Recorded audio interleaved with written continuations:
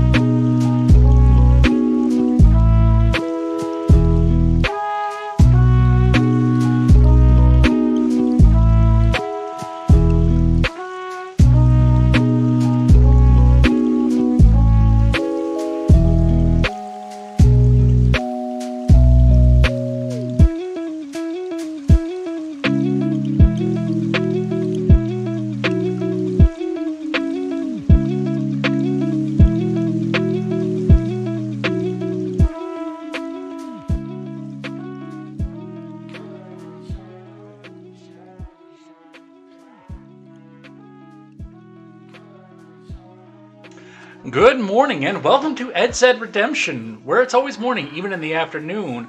I am your host, Jay Edgar, and I'm joined on the other corner of the screen by the new live streamer on the streets, KTZed. Hello. Hi, everybody. We'll be talking about it a little bit in the lightning round, but just on first impressions, like we saw some of the stream. Unfortunately, there's so much mobile traffic going on there, we couldn't really get a lot of there. But how was it? It was amazing. I had such a good weekend. I'd love to do it again. I think I should be the new man on the street for Turns and Pages Productions because it was so stinking much fun. I didn't think I'd like it because I don't like rallies and crowds and things like that, but it was definitely a good time. Yeah, I know. Did you? I mean, I saw some of that there. I did have plans while it was going on, so I've watched some of the Stephen replay and everything. But like from what I did see, it did seem a little bit like a religious event. I was kind of surprised to see what Stephen was doing with that dude that he was talking about on Daily Ignoramus. I didn't get to see that, so that was interesting. Oh, with Alad?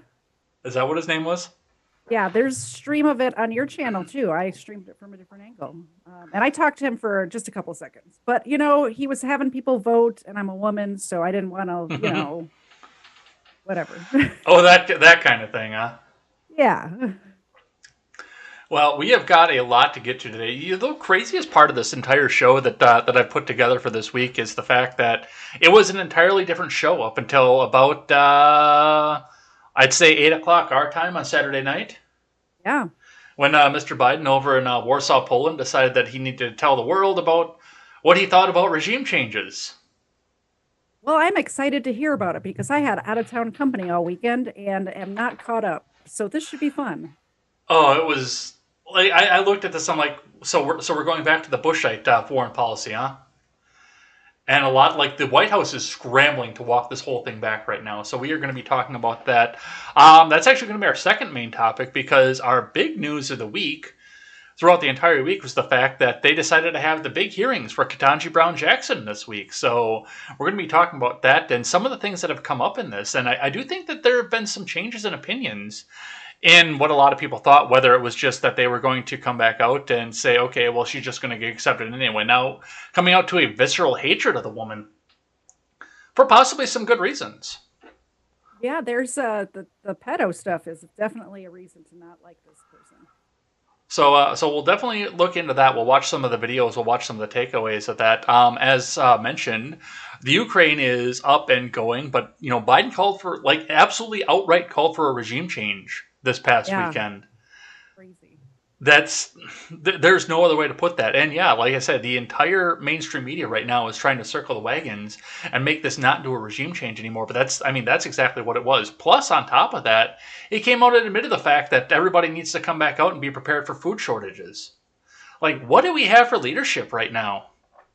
But don't stock up on stuff. Don't stockpile.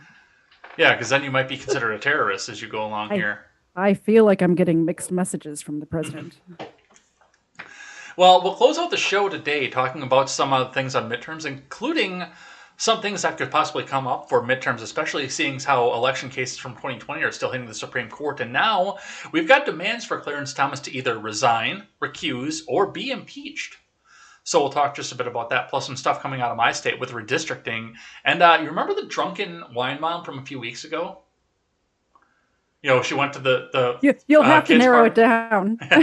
She went to the kids' party and started calling girls Mexican fucker, Hispanic fucker, stuff like that.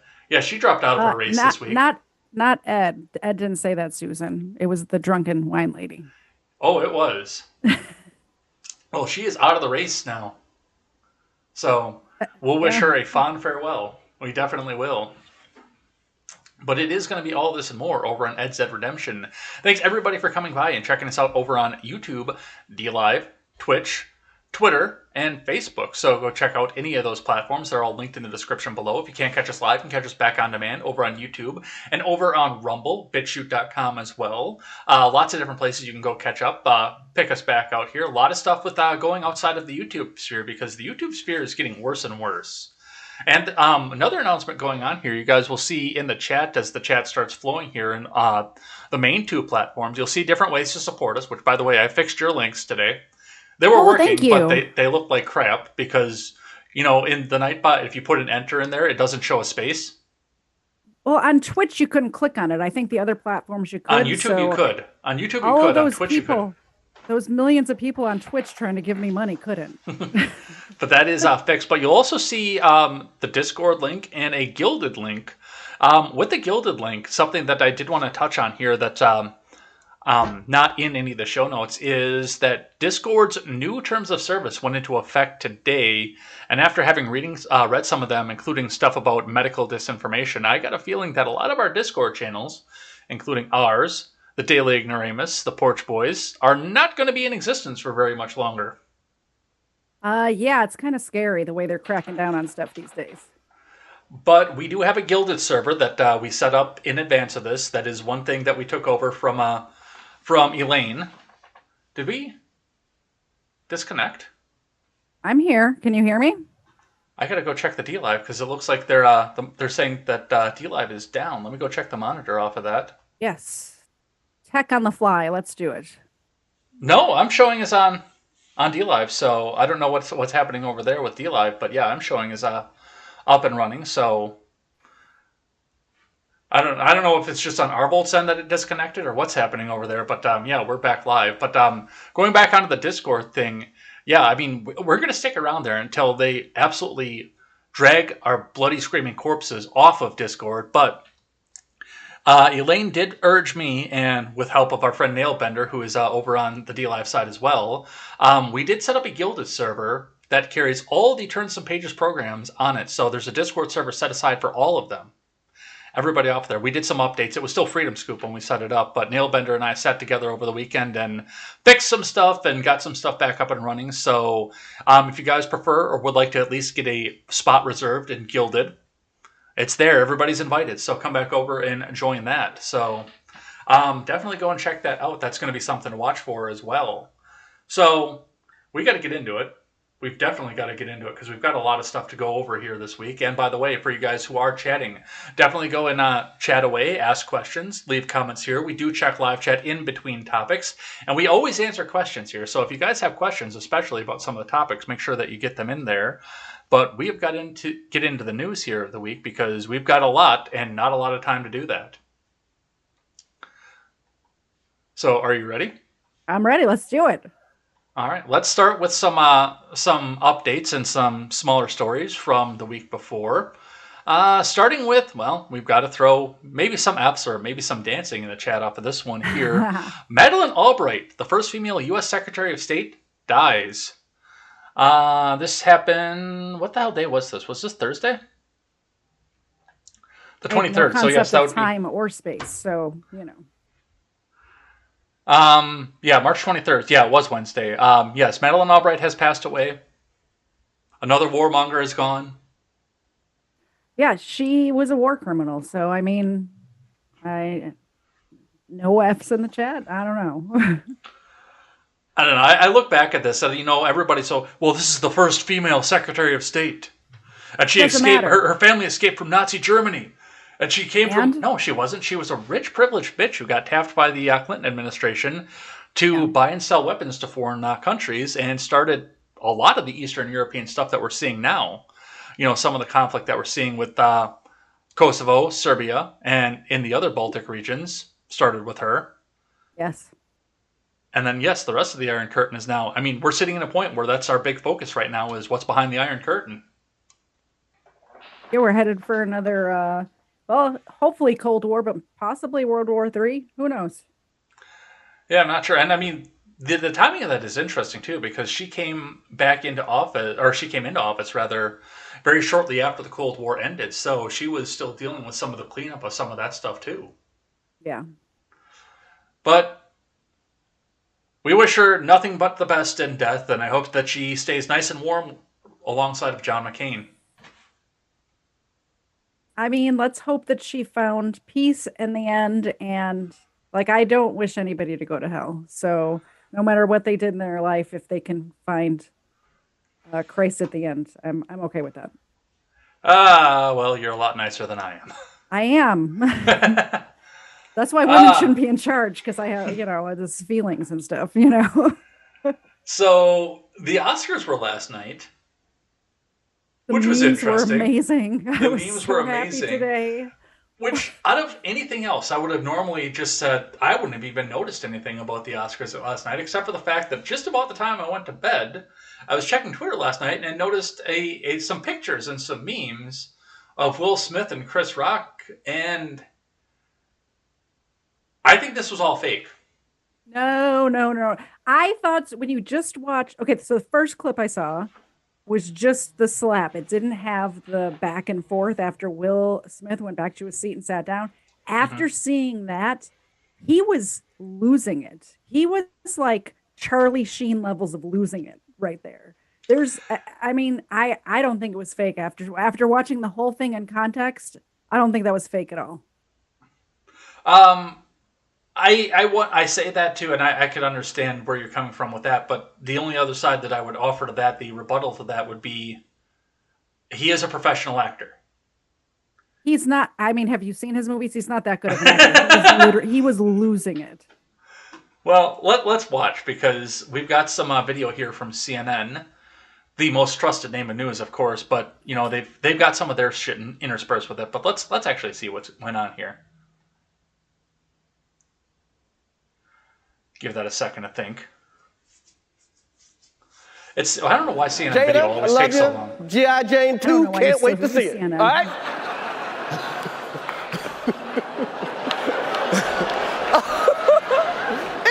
That was a nice one. Okay. I'm out here. Richard. Oh, wow.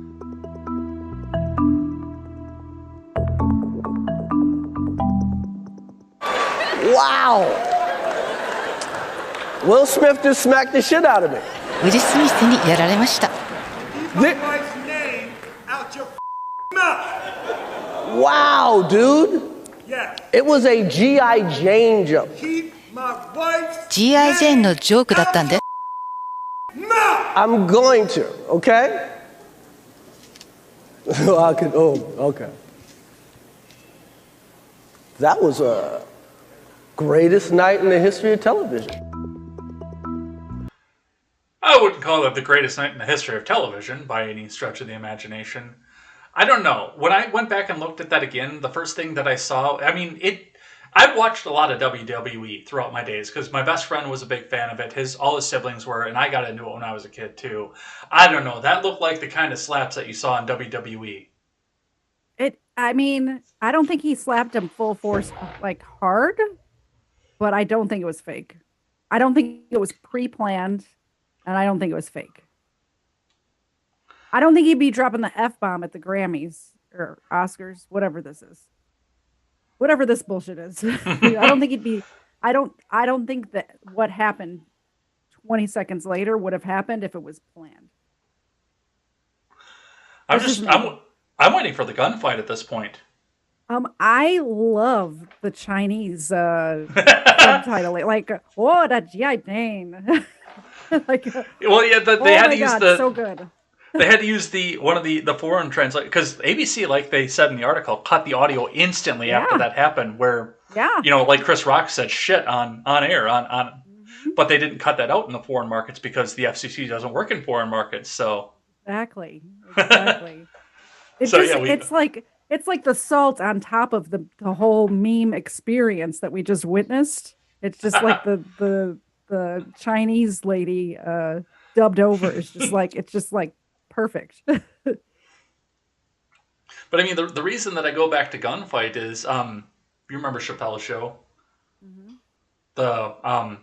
I can't think of his name. The episode that everybody liked. Rick James, the Rick James episode. Yeah. Yeah. What did Charlie Murphy say about slapping? You don't slap another man. Even back there when slapping was fashionable. I challenge you to a duel. There was a gunfight after that. Somebody had to die. So, where's the gunfight? Well, I do know that I think only 6% of the. Never mind. I was saying that was 100% of the violence Susan? last night. Some Biden news that didn't make it into the main stuff here. He moved on so quick when I started talking. He's like, "Oh no, Katie, shut up! I've seen your memes tonight." Some Biden news that didn't make any of the cut this week. Biden is set to propose a new minimum tax on the wealthiest households in his 2023 budget. The subheadline says, if enacted, the billionaire minimum income tax would impose a 20% minimum tax rate on households worth more than $100 million. Now, I've thought about this, and I've looked at this, and my first question, of course, does this come on top of the capital gains tax for when they sell an asset, which is where most of them get the vast majority of their money? Yeah. Because Bezos, on paper, his income is about on par with what my income is yearly. I just don't have the assets that he has. I think this is bullshit. Everybody should pay the same percent tax, whether you make $20 a year or $1 billion a year. But that's just where I'm at. Well, and that tax rate should be 0, of course. I don't think so, because I like roads. But taxation is still theft. The quote that goes in with this, America's imbalanced tax code means that many millionaires and billionaires end up paying lower tax rates than middle-class workers, the document said. I would love to see the justification for that. The proposal, which would have to be approved by Congress, would put the U.S. government on firmer financial footing, building the progress the administration has made to reduce the deficit. And again, I need to know how. Because they pay a capital gains tax. And yes, they pay a tax on their income. It's just because they have so many assets. It's on par with what you and I are paying in taxes. Yeah. I don't think they should be taxed on the same money over and over again.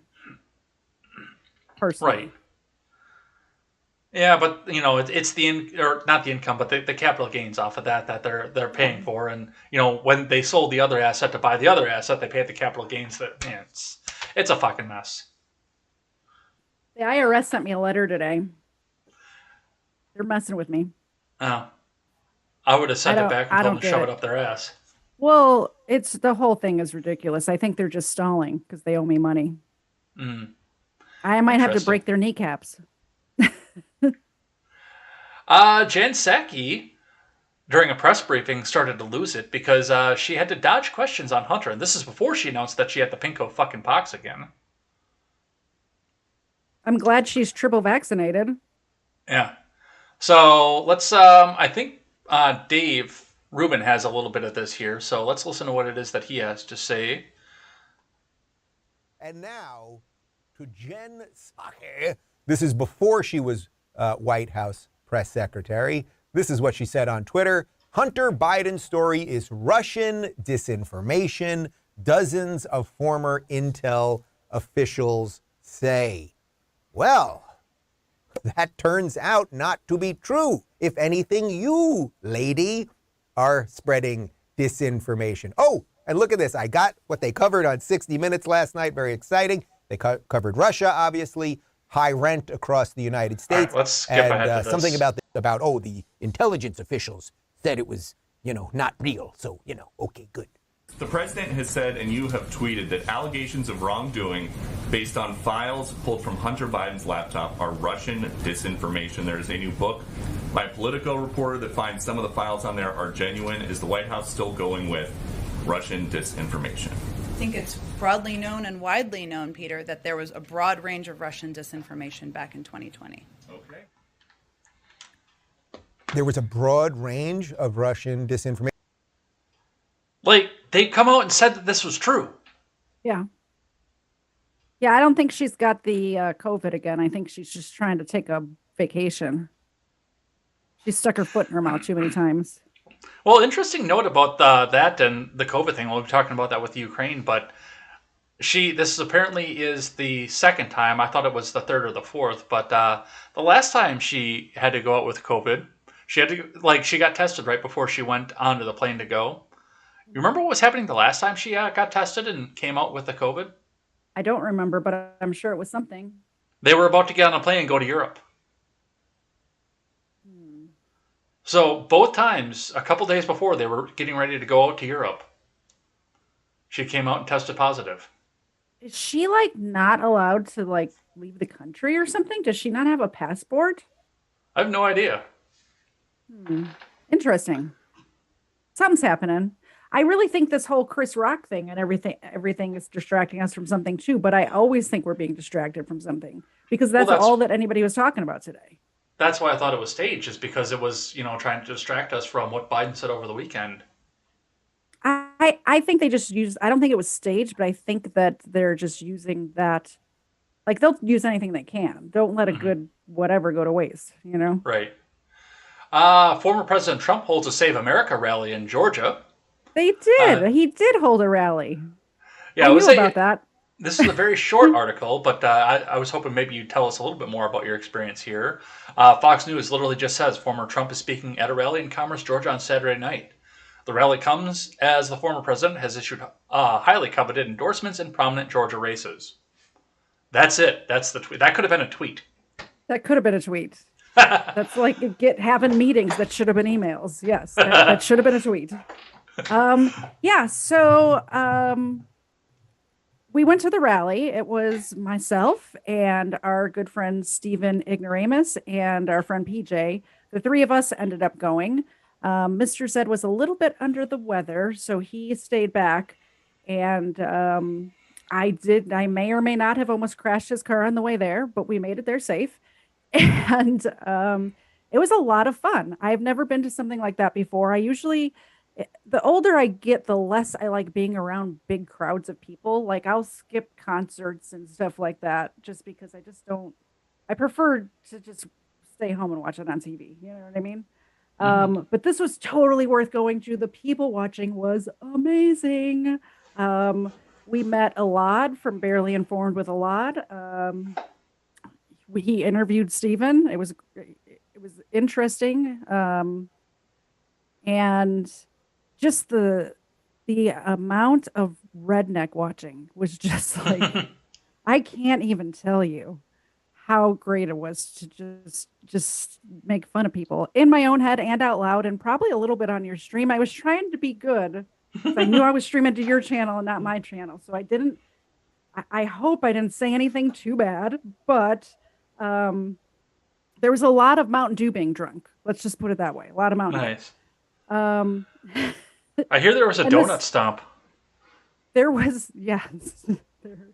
There was. The donuts will go down in history. I actually had some of those donuts from that stand, not the ones that those girls had or whatever, but they were really good donuts. They were making them right there. They were warm and the sugary was all melted and stuff. And I'm a fat kid at heart, so I ate some of the donuts.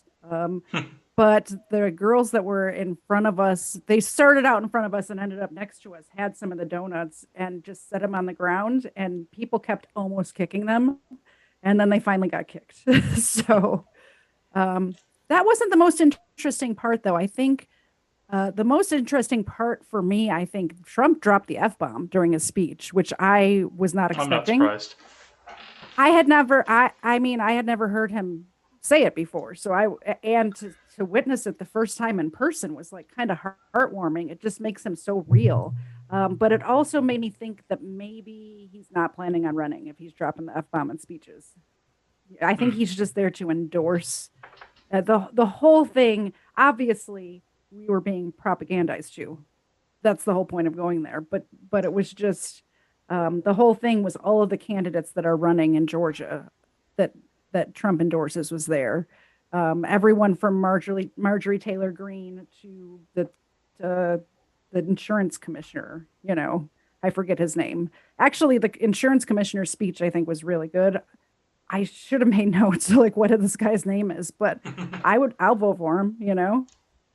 Burnt Jones was there. Herschel Walker, Matt Gaetz was there, and he was wearing sunglasses at night, trying to look cool.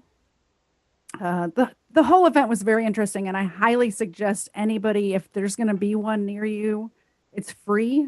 Like we didn't even have to pay for parking. Or I think all day I spent $20 just on like bottles of water and food and stuff. So I highly recommend it. Just for the people watching alone, really. I'll have to look into that. Yeah. Let's keep going here. A little bit of bad news, of course, for the week. One dead and multiple injuries reported as 2 tornadoes hit New Orleans area on Tuesday night. So we had a line of tornadoes that didn't appear to have any casualties that ran through Texas. And then we had some more that ran through New Orleans over the past weekend through a band of very severe weather that passed through the south. Several areas in the Austin area are destroyed. Several roofs are torn off. Looks like, yes, there's only the one casualty out of the entire storm system, which is good. But yes, now that they're back into their rebuilding stage. So if you do have any friends down there, why don't you give a call and see what you can do for these people. Did you see any of this? I did. I saw this, and then there was a bad snowstorm up north too. The weather's going crazy lately. What can you do? It is usually calmed down by now. Like this is usually the lull, and then tornado season should be picking up in a couple of months. But it seems like it started early. What's weird is you talk about snowstorm up north. Now we didn't have any of it stick, but last Sunday, not this past Sunday that just passed, but the week before on Sunday, it was 70 degrees out and sunny. Yeah. And on Thursday night, there was a whiteout blizzard. It's crazy. Yeah. None of it stuck, but yeah, I mean, it was can't see a foot in front of your face. Whiteout blizzard here. And we've had unusually warm weather this winter where I am in North Georgia. Just all winter. It's just, well, you were here. It was like 80 degrees when you were here over New Year's. Like we were in shorts and tank tops New Year's on my back deck singing like sing-alongs, So you just never know. If this is global warming, I like it. I'm just saying.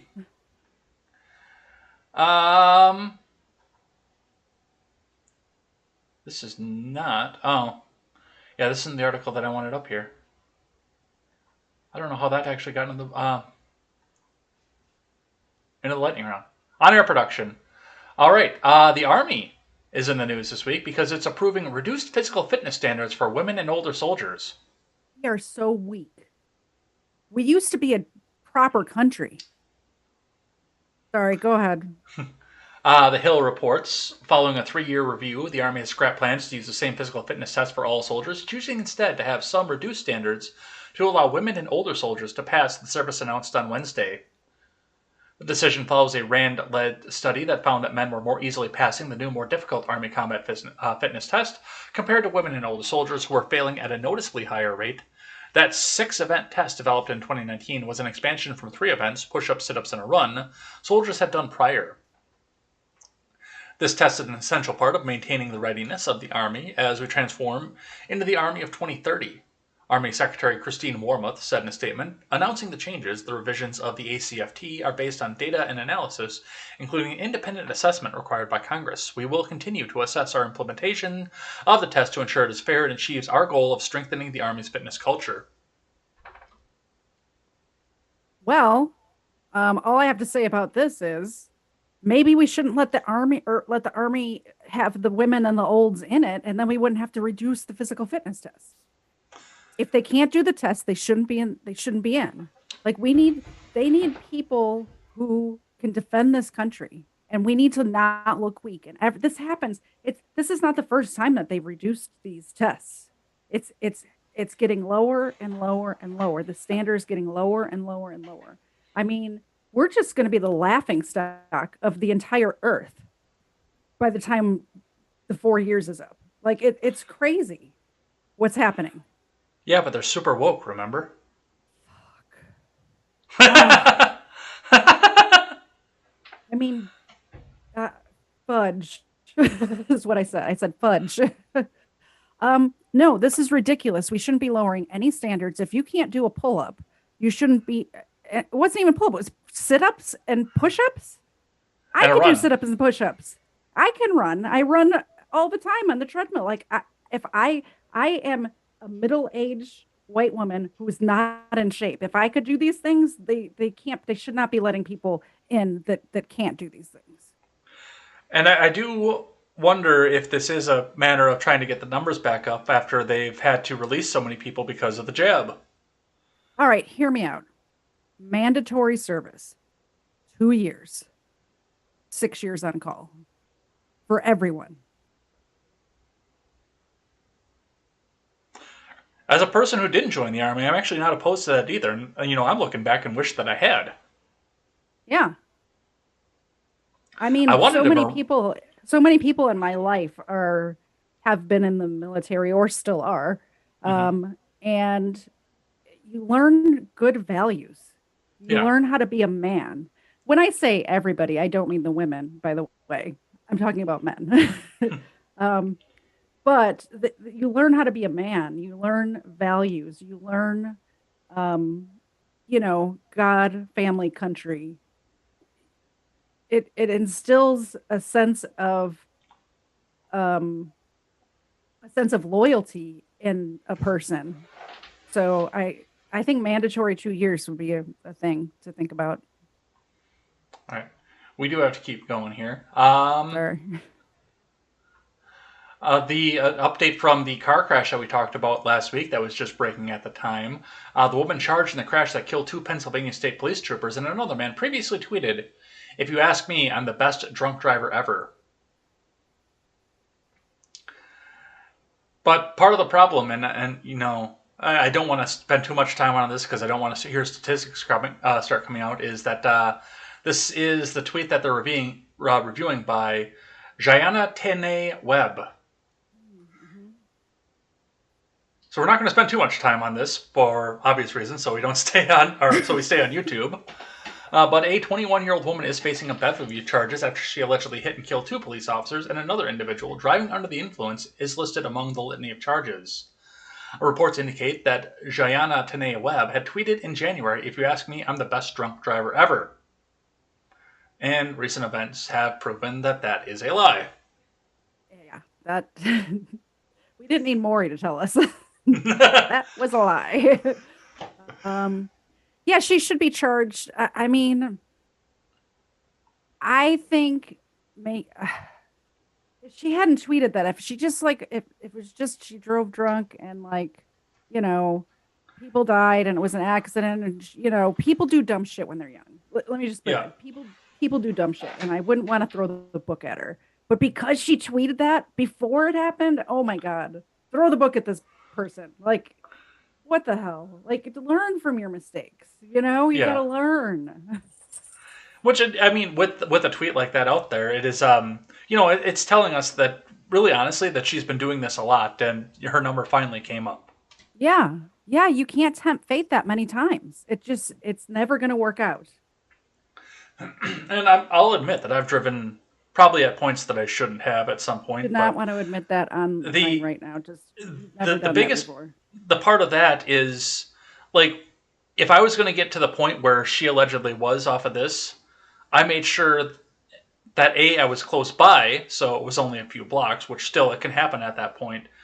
And again, most if I'm going, accidents happen that close to your house. By the way, I know you don't anymore. I'm just for the people out there. Yeah. That's not. Don't do that. Don't do that. Even if we I was walked. going any sort of distance, we always had a designated driver. Yeah. Well, we always have a designated driver because you've been where I live. There's nowhere that's not a distance. Like there's nowhere to be that you don't have to drive to. So yes, and again with that tweet, it's going to be the book at her. So especially since she killed cops, they don't like that very much. No, they don't like that. That's bad. Let's do some Libs of TikTok. So this one first. Now this one was not Ed. This one was not as bad as the tweet made it out to be. It is bad though. I watched this earlier. It's bad. Yeah. I need a lot more context to know if this is actually terrible or if this is some 19-year-old that's younger than her or some 14-year-old that's younger than her. Because if it's the latter, then drag the fucking wood chipper out. But I don't think this woman is much more than 22 herself. But let's listen. So there's definitely a different gender euphoria that comes with getting clocked by like queer youth. There was this kid that walked by my workspace today and I hadn't met them before, but we just started talking and they were like, I think I really like you, and I was like, oh, thanks. I'm glad I make a good first impression.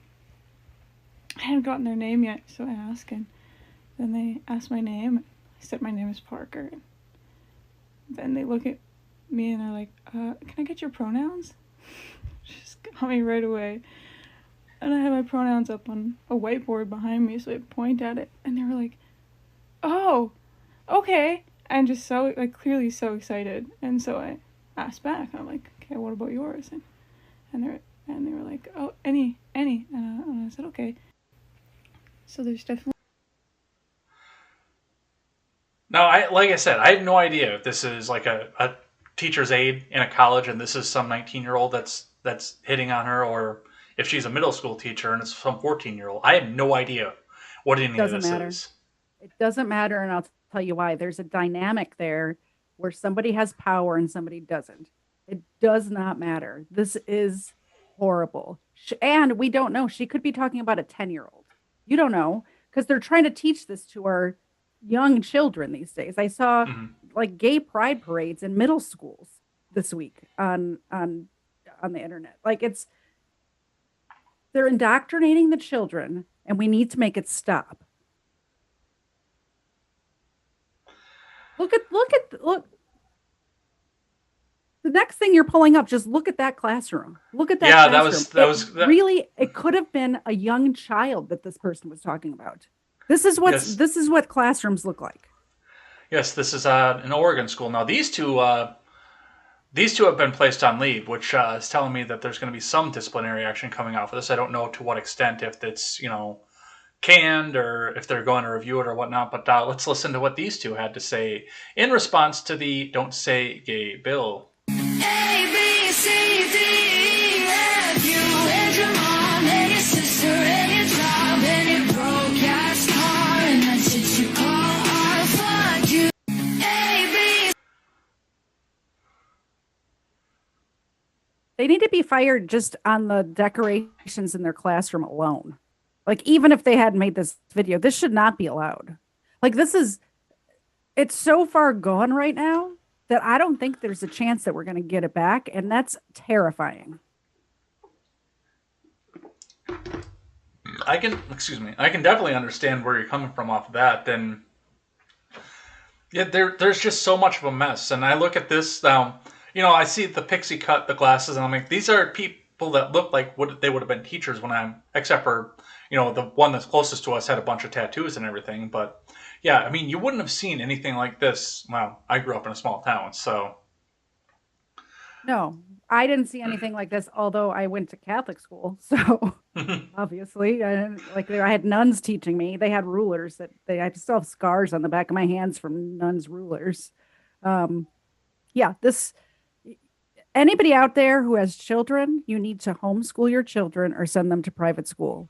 There's you cannot put them in this situation and expect them to not be indoctrinated with the amount of time that you're spending at home with them, trying to unwash their washed brains.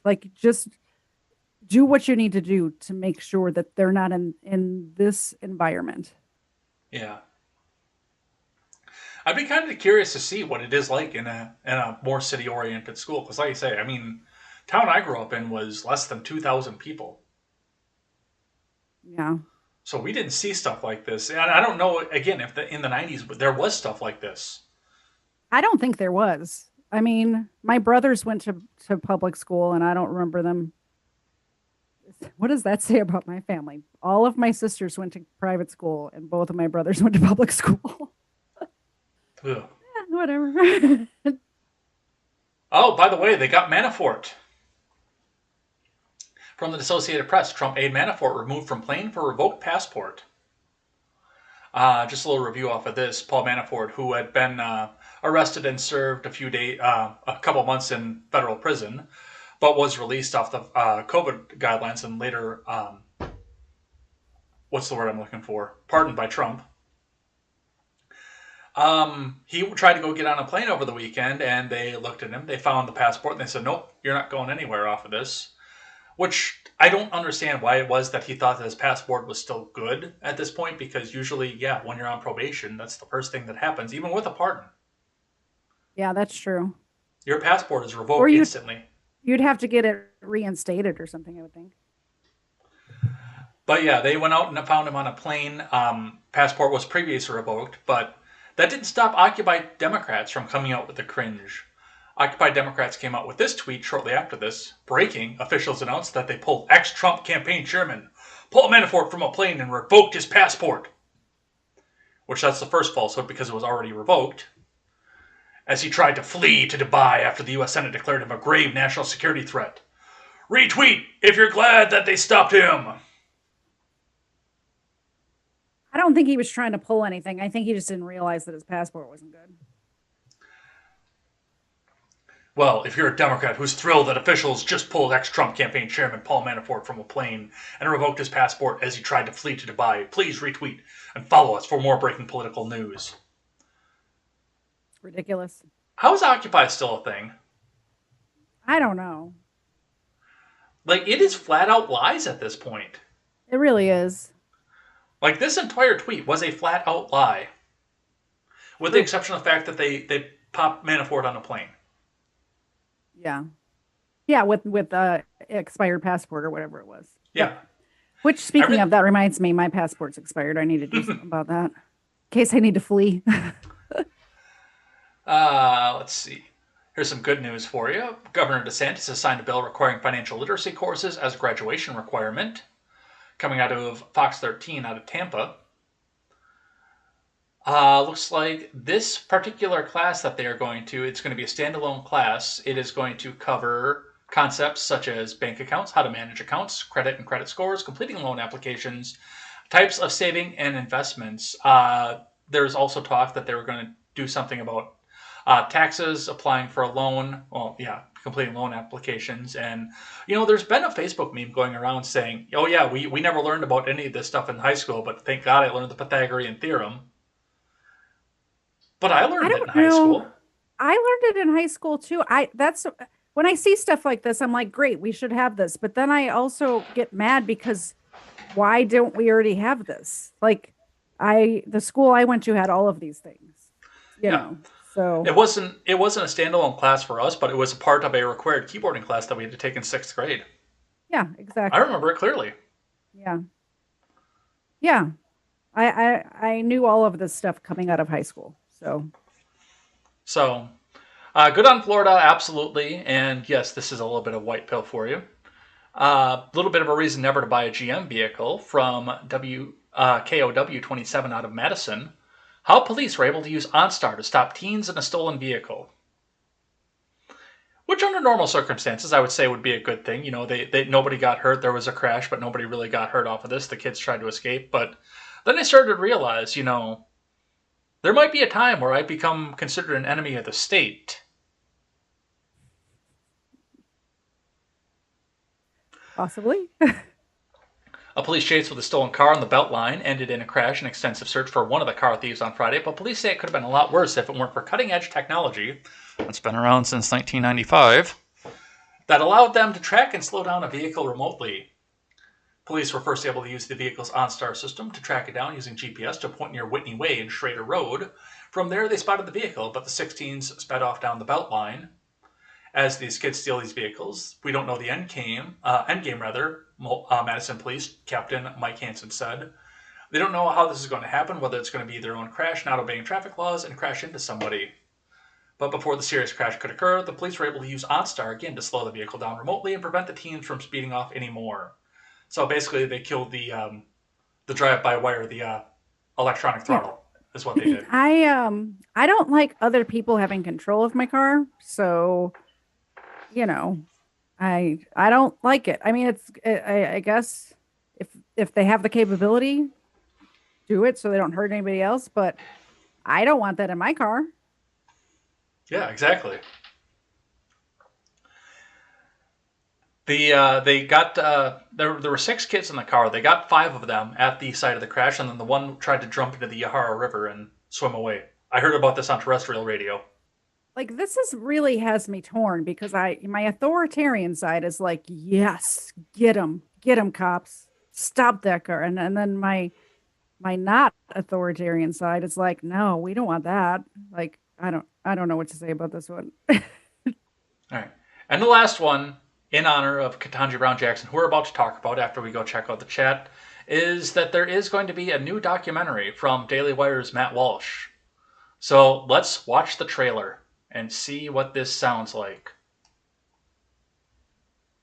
I have traveled all over the world for the past year asking one simple question. What is a woman?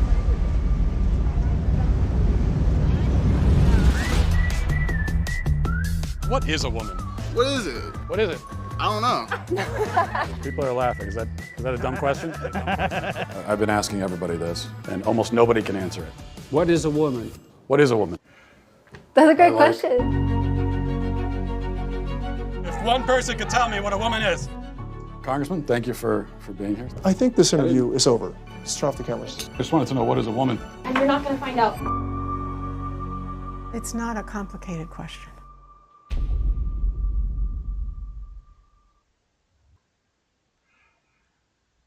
Ben Shapiro is actually spending money on this. I mean, it seems like it's a comedy, so I'm okay with it. Ben Shapiro and Jeremy Boring are spending money on this. I have to say, I'm looking. I have a nephew that subscribes or pays whatever it is so he can watch these Ben Shapiro movies, and I'm looking forward to him coming to visit so I can watch this. Because I'm not going to give them money, but I do want to see it. I kind of did dig the Peterson cameo. That was funny. Yes. Well, if you got to understand that the thing with the woman is that it is the chaotic side, and this you must defeat the chaotic side and go down into the belly of the whale, and save your father from the chaos, and then we will enter into order and paradise as long as you go and clean your room. You have the best Peterson. Steven has the best Trump. You have the best Peterson. I think you and him should have a conversation as those characters.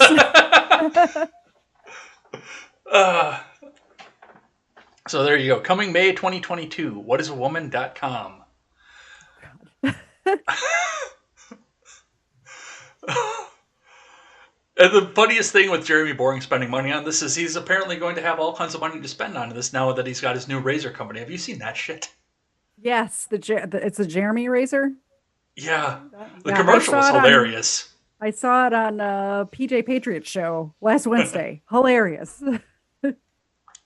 I don't normally care for Boring because he's kind of a gatekeeper, but props on him. That's a hilarious commercial. Yeah, I might buy one of those razors just for the principle of it, and I don't even shave. Yeah. All right, let's see what the live chat is saying. Lots of stuff going on here. Decent crowd. We hit 10 for a little while. Tell some friends, you guys. Arvold is lurking. Yeah, everybody share out the stream.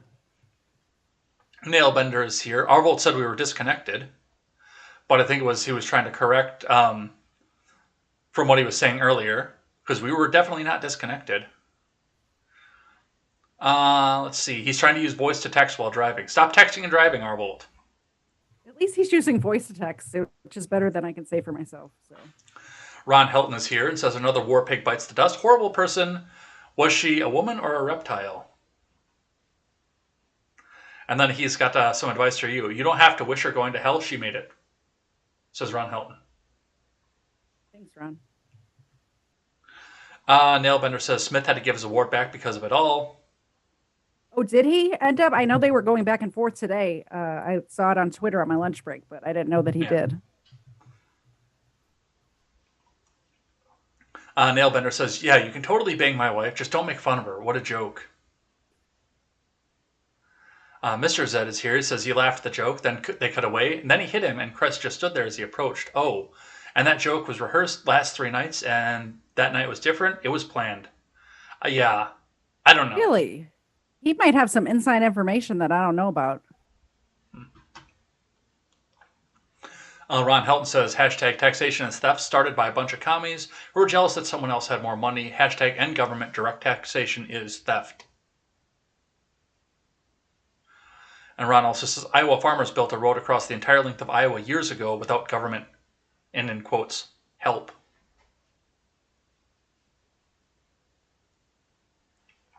Apparently Ron is going to be patching some of the potholes on his street this summer with some road in a bag. Didn't Domino's try to do that for a while and get in a bunch of trouble for it? I don't know.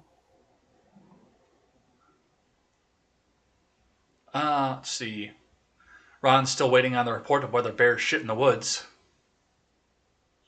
Is that something with the Trump rally? Because that was... Yeah, okay. So, quick. I'll try to keep it quick because I know you have time, but at the end of the rally, have you ever seen a porta potty at the end of a long event? Some people have to sit down to pee. So some people like me choose to, like, if there's woods, there's a line of trees right there and there's woods behind it. I'm like, well, I'd rather go in the woods than into that porta potty. So I did that. And okay, now I remember what he's talking about because I was lurking at the time I was playing on Knights of the Old Republic. Yeah. So he asked me after that if there was any bears there shitting or something along those lines. Well, I'm sure there were Owen Benjamin fans there. I'm sure there were a bunch of them.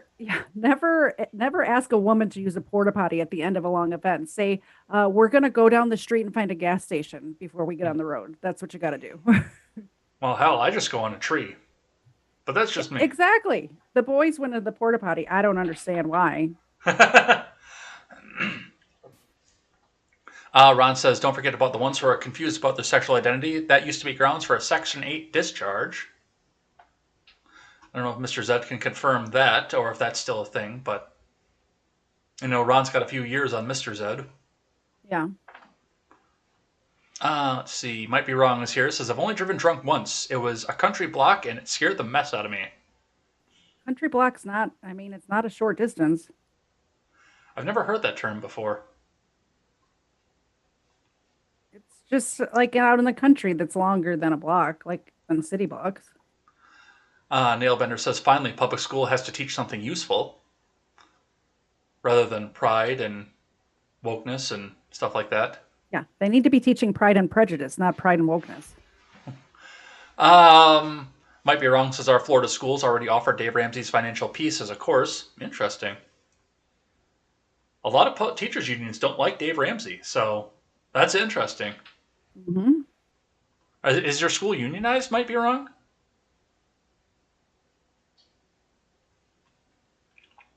Might be wrong, says they've got extra birch gold over the Daily Wire. Yeah. Randy says, was that where there was a picture of Shapiro with a cut from shaving? Actually, yeah, I remember. I saw the picture elsewhere. I didn't see it in the advertisement. But yeah, I've seen the picture of Shapiro with the cut from shaving. Ron is running to the store, so he'll be back later. Randy says, we also just built a bridge across the Mississippi without federal money. I've probably been on that bridge recently. I don't know where Ron is. Ron is in Oklahoma. Okay. No, that was Randy was saying that they just built a bridge across the Mississippi. Oh, Randy, okay. Which I've probably been on that bridge because I know where Randy is, and I was thinking about moving close to there not that long ago. Not the same town, but probably within a few hours distance. I heard about these plants, I think. Yeah. I don't know if it's going to happen, but let's see. Mr. Zed said it was a thing, no longer a thing apparently. Nailbender says Ramsey's a total grifter. True. Isn't everybody, though? A little bit? All right. So that's what we're going to get. Oh, might be a wrong answer to the question here. Yes, but not all the teachers are in the union. That's a requirement in Wisconsin. Well, it used to be until they put right to work in, but that used to be a requirement. You had to be in the union to be a teacher. In Chicago, it is too. That I'm not surprised by. Right. Chicago is run by the mob, which is also owns the union. Trust me, I know. My dad worked for the city. All right, we have got to talk about our newest Supreme Court nominee and possibly confirmed, Ketanji Brown Jackson. So the hearings were this week for Ketanji Brown Jackson to be confirmed by the Senate, and as I expected, there were fireworks. Now, one of the big focuses through this, and this came up about the weekend before, was that it appears that Judge Jackson has been extremely lenient on certain types of cases, especially those involving child pornography, which that was one that came up here. And, you know, some of the mainstream media, and even Jackson herself, has come out to the fact that asking people why they're so obsessed with a small subset of her record, which to a point I can come to, but it's the most horrifying aspect of her record. Yeah. One of the other questions that I've raised off of this, though, is also the idea that typically the Supreme Court doesn't deal in sentencing. So this goes more to character than to what her actual job would be. But I wanted to get, before we started really discussing this, I know, because court is your big thing, what were some of your takeaways onto some of the stuff that you saw through us? Did you see any of this throughout the week? Yes. First of all, ridiculous. There was one that was like a 3-month sentence, and the guy had child porn on his computer, and like, I just don't understand. 3 months? Like, it was astounding. The sentences, like, and they was showing, who was it? Ted Cruz was showing the percentages of how much less it was. It was like what is recommended versus what she actually gave, and it was like 85% less sentence than is what's recommended, and like 63%, you know, less than what is recommended. And I understand that it's the judge's, you know, it's whatever the judge says, and it's up to her or whatever, but not on this sort. It's not like, oops, I accidentally got some child porn on my computer. Like, this is not something that people learn their lesson, you know, and never do it again. Like, this is a disease. I think they need to be treating the mental issue that's going on with these men, and maybe women too. I don't know. Mm-hmm. The cases that I saw noted in the, you know, that Cruz was noting was all men, but these people will serve their sentences and get out and reoffend immediately. If not, well, they're still in prison. You know, I don't know. They get cell phones and stuff in there all the time. So, I mean, I don't think there's anything we can do about it. I think she's going to be confirmed no matter what, but this is scary. This is scary. Yeah. Like, she can't say what a woman is. So how are you going to rule on stuff like Title IX? Like, she's giving light sentences to child predators. Like, I'm beside myself on this, you know? Yeah. Well, honestly, and I tried to be with this as objectively as I possibly could. And with the case that you're bringing in, up until I got because they did bury the actual statistics in the article all the way down at the bottom. But as I was reading through it, I was actually giving her the benefit of the doubt, because they said right at the top the offender was 19. And, you know, I thought to myself, okay, are they trying to put him away for 10, 15 years because his 17-year-old classmate sent him a titty picture? And then we got down to the article and found out that no, it's single digits ages, and, you know, then we cranked up the wood chipper. But again, I've tried to be as objective with this as I possibly can. When you're talking about a 12-year-old or a 13-year-old or a 10-year-old, it does not matter if the guy is 18 or 19 or 20. Yeah. It absolutely does not matter. But you can see where I was coming from before I found out about that particular aspect. Like, again, horny teenagers do horny teenager things. So, yeah, your 17-year-old classmate is, a little bit different than what was actually on his computer. Yeah. Okay, I get it. But still, whichever. All of them. So, let's talk about some of this stuff. I want to, before we get into this, now Lindsey Graham has been, of course, the star of this entire hearing because, well, he's Lindsey Graham and he's flamboyant. He had to be back out on the front of everything off of this. Lindsey Graham, on one of these occasions, now he's been going hard at her because he wanted this nomination to go to J. Michelle Childs, who is a South Carolina judge, that being his home state. Yeah. I got to come out here and support my South Carolina heritage out here. I can't stand Lindsey Graham. I really can't. He has a great accent, though, doesn't he? He's so easy to make jokes about, too. I know.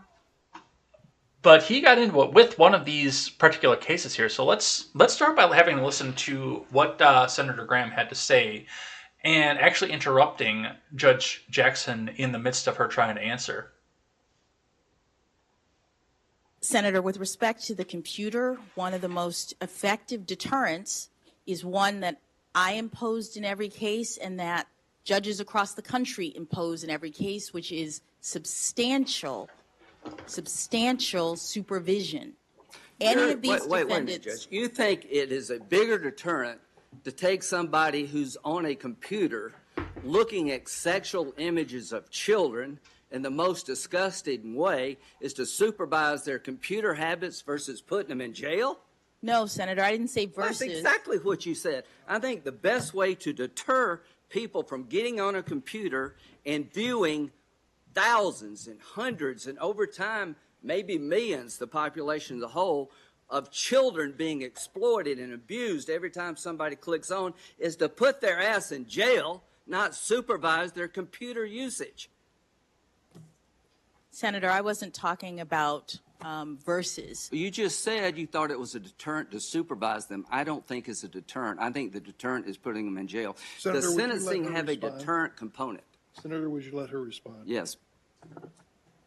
Does sentencing have a deterrent component? Yes, Senator, deterrence is one of the purposes of punishment, and Congress has directed courts to consider various means of achieving deterrence. What say you? I'm sorry, Judge Jackson, but these are pedos. I mean, I don't know. I hate both of those people, so it's hard for me to, but I got to be on Lindsey Graham's side on this one. Like, seriously, she is just skating around the answer. She's not answering anything, which honestly, none of them ever do they? They never really just like answer the questions that are being asked on either side. But he's absolutely right. Supervising their computer usage is not a deterrent. Because they're just going to go on somebody else's computer or somebody else's phone or whatever. There's, if I know that the court is watching this phone, guess what I'm not doing on this phone? Anything that I don't want the court to see. So I've got an interesting question for you off of this, since we're looking into this right now. Now, one of the big important parts of Judge Jackson, and this is one of the same arguments that came through the Kavanaugh hearings as well, and through the Barrett hearings, because she had just recently been appointed to a federal bench, which required a federal confirmation. Judge Jackson is on a federal bench, which requires a Senate confirmation. Judge Kavanaugh is on a federal, or was previously on a federal bench that required Senate confirmation. And one of the things that came up under all three of their hearings is the fact that they have, the voting record was massive when she was confirmed to the bench. Judge Jackson was confirmed 99-0 for the federal bench in the D.C. Circuit Court. Kavanaugh was a higher, he'd been confirmed. What does that say about D.C., really? It's the same panel of people. It's not about D.C. This is it. It's a Senate confirmation, so it's the same panel of people that confirmed her 99-0 for the D.C. Circuit Court, but now have to come in and find this record. My big question right now is why didn't they find this record the first time? They weren't looking for it. They were just pushing pencils around their desk and wanted to get done with the day so they can go home and do whatever. Probably look at child porn, you know? Because, yeah, I mean, she's been vetted, again, FBI vetted. Nobody like they was said about watching. Kavanaugh. Nobody was watching when that was happening. That's the difference. But yeah, I mean, we didn't hear about these kinds of questions because she has been on the DC court for, I think 2018 was when she was confirmed for that. Do you ever hear about lower bench confirmation hearings? I don't. Just about the fact that they were flying through under, rubber stamp under Trump. I remember that. But you never heard the details of them back. I mean, I've never heard the details of any lower federal court judges confirmation hearings ever in my whole life. Yeah, and didn't they, under Trump, confirm like 250 federal court judges? I mean, you would probably know better than I do because you pay attention and I'm blonde, so, It was some ridiculously huge number. I remember that. I don't remember what the exact number was, but it was ridiculous how many they were going through. Yeah. But yes, this is the person who has been vetted to go back and do this. Some of the other, and I mean, yeah, that seemed to be the main question. Now, where the fuck is it? Where's my Hawley clip? I have a Hawley clip. What the fuck is, yeah.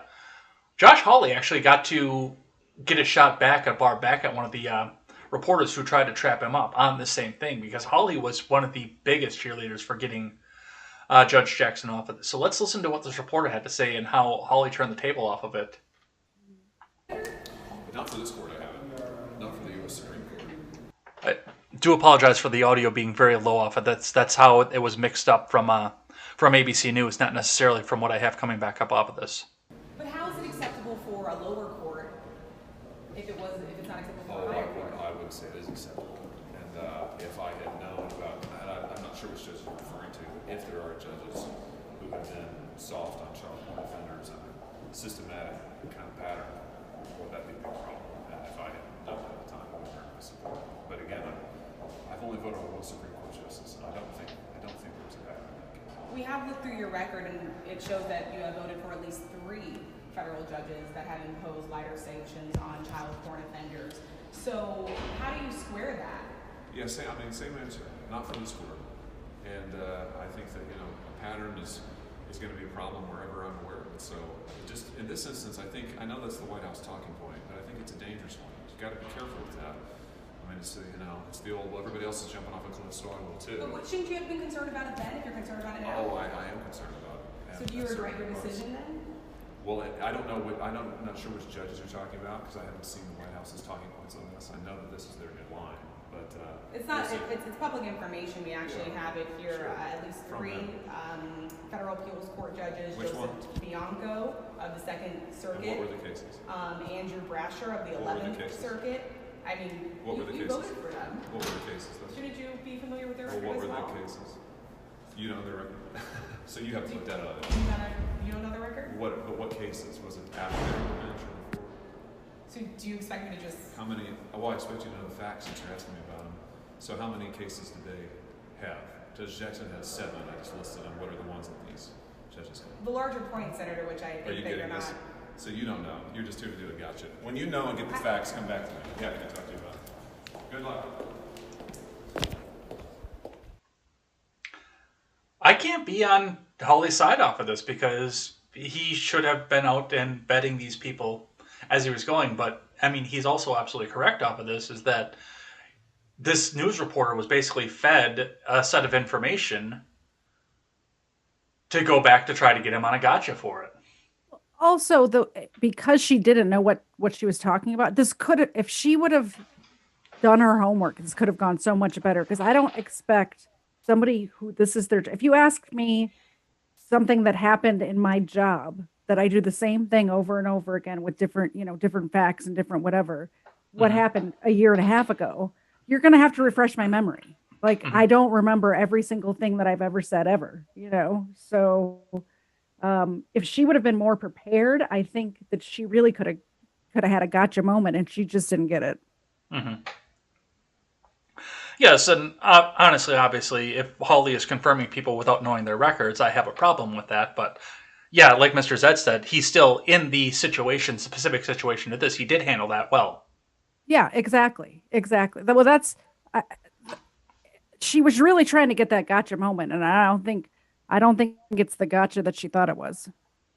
No, absolutely not. Speaking of the kiddie porn things, you know who did weigh in on the kiddie porn stuff? Who? Jeffrey Toobin. Oh my God.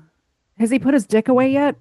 Well, apparently, because he actually was on a case with this. So, to read here from the Daily Wire, get this back up here. Jeffrey Toobin says kiddie porn sentences are too harsh because the internet makes access easier. What does that have to do with anything? That's an actual quote. CNN legal analyst Jeffrey Toobin suggested Tuesday that sentences for people possessing child porn might be too harsh. Largely, he argued, because the internet made such content far more accessible. Toobin joined host Katie Boldon on CNN's At This Hour to discuss the ongoing Senate Judiciary Committee hearings with the Supreme Court nominee Ketanji Brown Jackson, and the topic turned to child porn after several Republicans questioned the judge's reaction on such cases. So, and these guys aren't like Daily Wire where they actually come back out and cue you up here. So let me get this queued up here, and let's have a listen. When those sentencing guidelines were written for those cases, this was a time when the people who committed these crimes would order individual photos and then get them usually through email, and then they would be sentenced based on the number of photos they possessed. This was all pre-internet.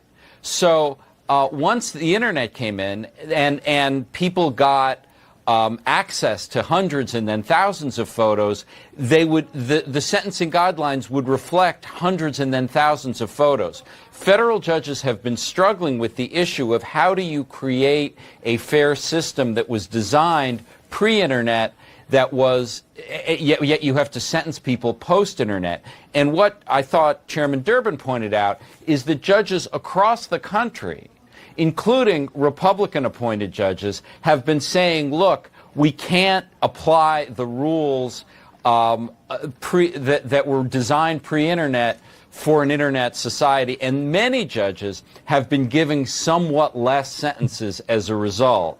And I thought that was a very clear explanation of why Judge Jackson imposed sentences that were all prison sentences. It wasn't like she was letting these people go, but they were somewhat less than the guidelines because the guidelines had not been adapted for the internet era. My first question before we get into the actual content of this is, who in their right mind thought that it would be appropriate to put Jeffrey Toobin on a Zoom call? At least his dick's away. Like, he doesn't have his dick out, which was my concern when we were going into this. I was very concerned about that. But why would they let him talk about sex, anything that has to do with anything like this? Like, first of all, he shouldn't have a job, A. And B, why would they put him on the story? It's crazy to me. And to address the meat of what he was saying, it does not matter if it's a printed Polaroid picture or if it's on the internet. It does not matter at all. Not one bit. Just because it's easier. Yeah. So, well, it's easier to get heroin, but it doesn't mean that, if you should have a lighter sentence because it's easier. If you're selling heroin to kids, you're selling heroin to kids. I found it funny, just in some of the bits of the details of this here. Toobin says, well, we're trying to adapt this to a pre-internet era where people would order a picture and then get it on their email to them. Like, how the hell did it get to them without the internet? Without the internet. Yeah, exactly. That's still the internet, dumbass. Yeah, that whole argument was just ridiculous. There shouldn't be different sentencing because it's easier to get. Like, that's putting the onus of stopping child predators on the internet providers and on, whatever websites. Like, it's not on it's on them. It's on everyone. It's on all of God's children to make this stop. But the sentencing needs to reflect the crime And the crime is not different whether it's sent to you in an email or on a website. It's still the same crime. Well, and I know that some of the people that are talking about this and doing this are bringing up the fact that, at the time, at the inception, when they were making these laws here, you could only get one picture at a time, and, people wouldn't have a massive collection. Now you can get thousands and hundreds of thousands of pictures instantly, and they impose, 5 years per picture. Yeah, exactly. Okay, so put a guy away for 5,000 years. Yeah. Never to see the light of day again. I also want to push back a little bit against what Tubin had to say off of that for they're all prison sentences. Typically, anything less than a year doesn't go into a prison. It usually goes in a county. I don't know how that's handled in D.C., obviously, because there's no county, but that's not a prison sentence. 3 months. Not at all. You could do that standing on your head. I mean, realistically, you don't get most of the prison experience. I mean, if you're doing 3 months, you can go and pop a guard in the face on your first day and get thrown in the hole for 3 months. If you went to a prison for 3 months. Yeah, exactly. You don't go to prison for 3 months. You go to a county jail. Not the same thing. So I want to grab one more highlight off of this and then, just talk a bit more about what we think is going to happen off of this. And this is coming from the other side of the aisle. And I saw this clip, I heard this clip, and the first thing I thought is, man, is Rosario Dawson giving the side eye out of this? So let's listen to New Jersey Senator Cory Booker and what he had to say to the good judge during his time. I went to law school. I didn't serve on the law review. You did. I didn't clerk at every level of the federal court. You clerked for a Supreme Court justice, one widely respected on both sides, which really shaped you. And you did not get there because of some left-wing agenda? You didn't get here because of some dark money groups? You got here how every black woman in America who's gotten anywhere has done. By being... First off, Mr. Booker, I wouldn't be saying that too loudly with Kamala Harris as the vice president. Right. I was just thinking that.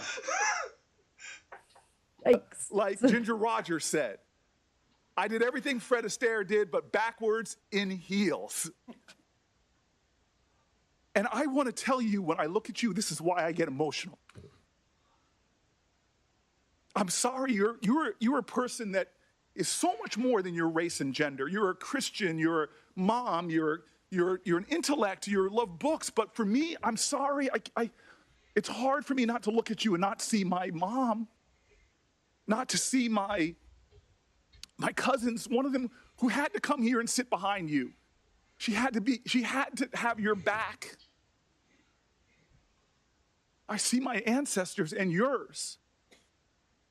Nobody's going to steal the joy of that woman in the street or the calls that I'm getting or the texts.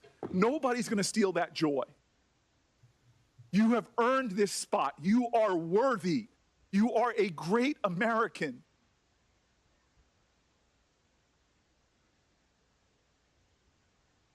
Do you need a moment to gather your thoughts? I mean, this guy, holy cow.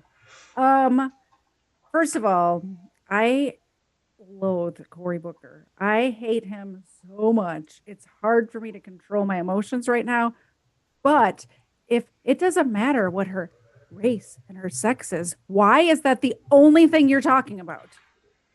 That's all they can talk about. Like it's a mental block that they have that they can't get past. Like, I don't know if you saw this story about, he said somebody stopped him on the street and like that didn't happen. There's no way that happened. Things that did not happen to Cory Booker is like, it's going to go in the almanac of things that never happened. People texting him and calling him bullshit, Cory. It's bullshit. And if it is, it just furthers my assumption that it's a mental block that they have, that's all they can see. It's insane. And just the insanity of what we saw out of Booker too. I mean, this is a guy where Shatner looks at this guy and says, You're overacting, Cory Booker. You need to tone it down. Like, I thought he was going to start crying right there. It's insane. And then the fact that the words, "Oh, it doesn't matter your race or your gender," comes out of his mouth after in the middle of a speech that the only content to it was her race and her gender. Him saying her race and gender does not matter was bookend by just talking about her race and gender. So yeah, that's one of the. Now, some of the things that are going on with this. I know I think it was the New York Times came out with an article that said that Ketanji Brown Jackson is getting the respectful hearing that Amy Coney Barrett deserved. Well, I mean, not really, but I mean, I don't know. Both sides are just as bad as the other. Like, just put this lady through already. We know nobody's going to stop it from happening. They already have the numbers. Like, let's just get it over with. She's going to be no different than the guy, forget his name, that's leaving, Like, it's not going to change anything. Let's just stop. What is happening right now that this is what they want us to concentrate on? They're just drawing it out at this point. Well, there was one other thing that I wanted to bring up off of this, and this was archived for me out of the Real Off Hours server, which is why it's using the Wayback Machine, not archive today like I usually do. But this headline, I saw this headline and like, this is a KTZed headline. I want to hear what goes on for KTZed for this headline. So this comes from the Washington Post opinion page, and this says Republicans boast they've not pulled a Kavanaugh. In fact, they've treated Jackson worse. What? Worse? They accused him of gang rape. Are you kidding me? They accused this man of gang rape with no evidence, no proof, no nothing. And she's being treated worse?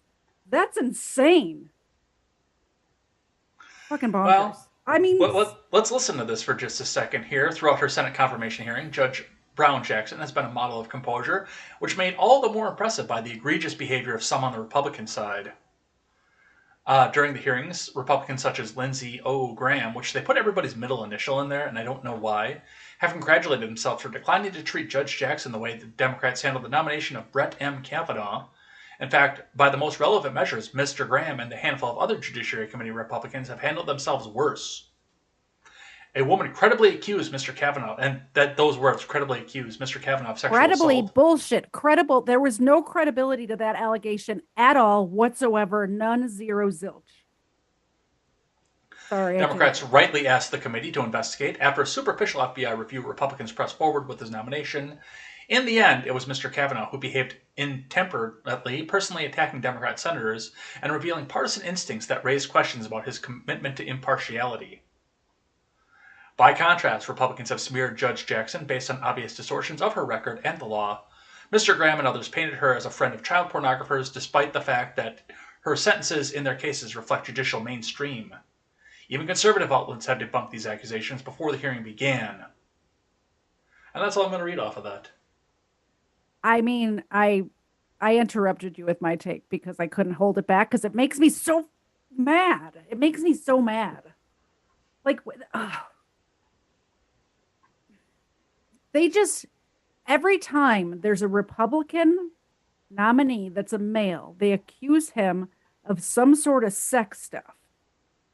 It's like it's in the playbook. And they do it without blinking. It's ridiculous. These are actual cases that she actually ruled on that there's records of. That's what we're bringing up. So yeah, that's been the big part of this, the big meat of everything off this. Like you said, this not going to stop anything, but it's the Washington Post that had to come back out, and they couldn't even make that as a regular. That was an op-ed. Of course, they couldn't make it as a regular article because there's no facts in there. It had to be an op-ed. But we've got to move on. We've got to go talk about what happened in the Ukraine this week. Because this is more relaxing for me. This is going to be more relaxed. Like this sex stuff pisses me off, man. let's see what the live chat is saying here. Let's see. Randy says, not giving someone 1,000 years because of the per picture thing is reasonable, but her record straight up of letting heads off. Might be wrong. Says, my wife's a public school teacher and isn't in the union. Thankfully, her superintendent is a good Christian.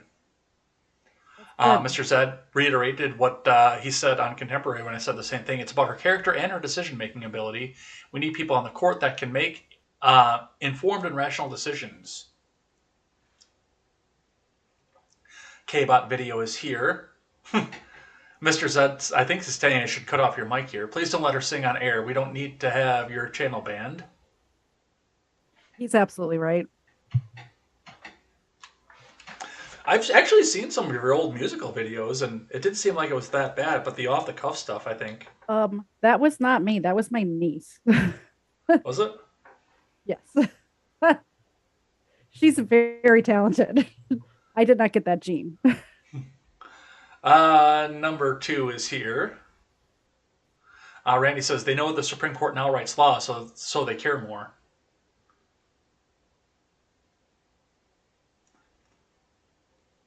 Mr. Zed says, drunk driving sentences are too harsh because Walmart makes beer too easy to get. Yeah, Randy got the same thing. Email, pre-internet.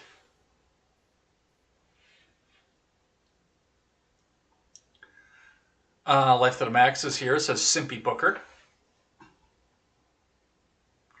Randy says, that needs to be a sound drop. Booker saying that he did everything but in heels and backwards. Life to the Max says, he's overacting like Smollett.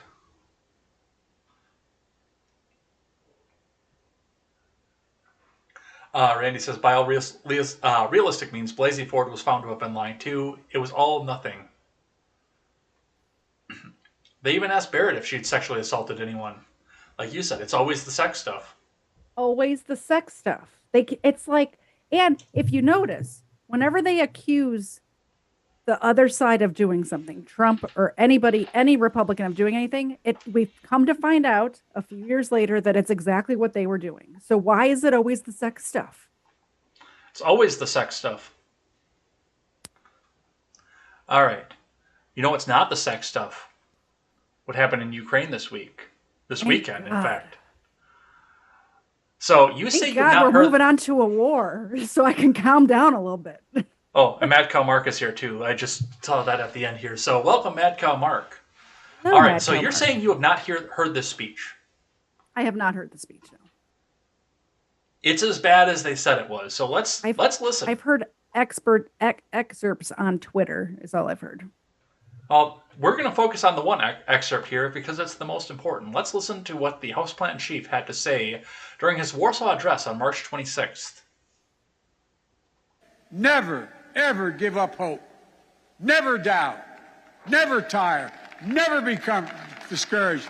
Be not afraid. A dictator bent on rebuilding an empire will never erase a people's love for liberty. Brutality will never grind down their will to be free.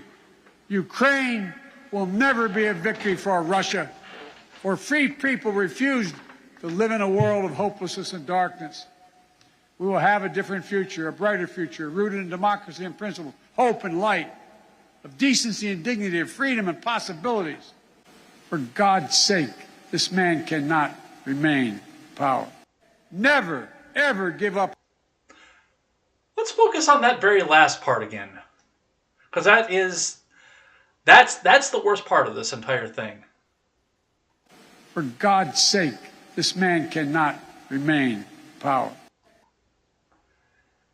That is a call for a regime change, if I ever heard one. That's exactly what that is. But he's walked it back now, so everyone's going to look the other way.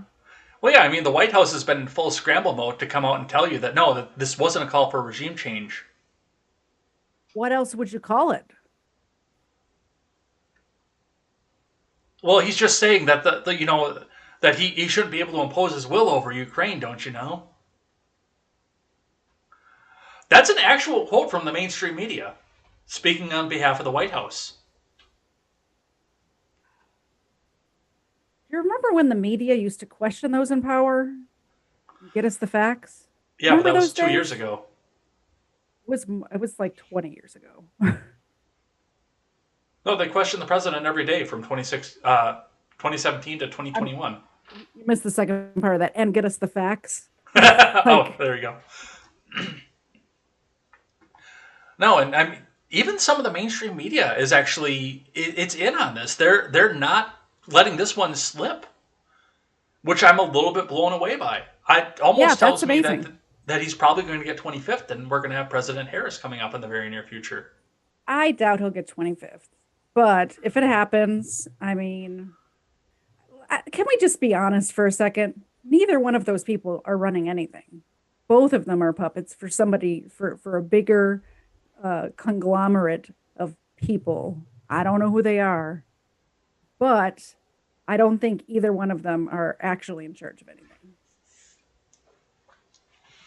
Well, I mean, and CNBC even came out and said Biden says Putin cannot remain in power in sweeping speech on Russian invasion of Ukraine. And I mean, usually CNBC is the one like, oh well, no, Grandpa made a mistake. No, it's fine. Don't worry about any of this. But I mean, this, like you said, this is a direct call of action. This is impeachable. Absolutely. And honestly, let's use Vietnam as an example, just off the base of it. If the president or the prime minister of, I don't know what they have for a governing faction, but if the prime minister of Vietnam came out and said that about any American president except for Donald J. Trump, we'd be balls fucking deep into Saigon right now. We sure would be. Excuse my language, but that's exactly where we'd be. It's absolutely true. He's done so many egregious things that are impeachable already that I just don't think that this one thing is it's not gonna get any traction. We will be talking about something else. Actually, we already were today, weren't we? We were talking about Will Smith today, weren't we? Yes. So, it's over. Move on, move along. You didn't see anything. You didn't hear anything. Well, I mean, even Fox News is getting into this, which, I mean, it's Fox, so take it for what it is. But their headline off of this was Putin heard loud and clear call for regime change after Biden said he cannot remain in power. Expert says. So, I mean, just to read into this, President Biden's speech on Saturday in Poland affirmed to Russian President Vladimir Putin what he already long suspected, that the U.S. wants him out of power, a Russian expert told Fox News Digital. And I don't necessarily think that that's... Look, Vladimir Putin is an intelligent man. I don't think that he actually believes that Biden is going to go ram an intercontinental ballistic missile up his ass. Sorry for the language once again. But what he can do now is he can go, especially with state-owned media, now come out and bring this out to the Russian people and say, look, I tell you this for 20 years. America does not want you to have choice. They want to come in and nation build over here. Join military. Help us take care of Western Devil. And he just got handed a clip that they can play over and over again on RT and Sputnik. Absolutely. Absolutely. If Putin can get the Russian people on board with invading the United States with that clip alone. I don't know about invading the U.S. because, behind every blade of grass, but I get where you're going with that. But wars aren't fought like that anymore. The behind every blade of grass doesn't even make a difference anymore. They have fucking nukes. Why do I keep cussing? Sorry. I'm so sorry. I'm trying not to, and I can't help it. I just stated that Putin knows that Biden doesn't want to shove an intercontinental ballistic missile up Putin's ass. And you're worried about saying the F word on this channel? Seriously? It's not your channel. It's my personal trying to be a decent human being. I mean, I'm just trying not to cuss as much. That's all. It's a big thing. I've been cussing since I was like 10. So. You went to Catholic school. I can understand that. I've seen what happens in Catholic schools in that city. I mean, I grew up with NWA. What can I do? That's something I could tell you about off mic about that. But yeah, And I mean, of course, instantly as soon as this came out here, the rocket barrage hit Lviv, which Yeah. is 250 miles away from the stadium that Biden was speaking at. You don't think that was a show of force? Absolutely, it was guaranteed. We're being questioned on if you owe push-ups for that or not. I never made any commitments to do anything except to try to be a better person. So there's that. I may make a commitment down the road, but I'm my own person and I don't have to do what other people do. That's all I'm saying. Can you imagine what my arms would look like if I had to go through the 5 push-ups every F word? You should. No. I don't want to look like a man, so I'm not going to do push-ups every time I swear. But and this was a show of force, and this wasn't the only gaffe that Biden did this week in his trip. And, as we mentioned, Jen Psaki on her personal Twitter account, as we were talking about the start of the show, when this all started on Tuesday, came out and announced, today in preparation for travel to Europe, I took a PCR test this morning. That test circled back positive, which means I will be adhering to CDC guidance and no longer be traveling to the president's trip to Europe. Oh, she tested positive. Those vaccines are really doing her a lot of good, aren't they? Yep. Triple vaxxed, social distanced.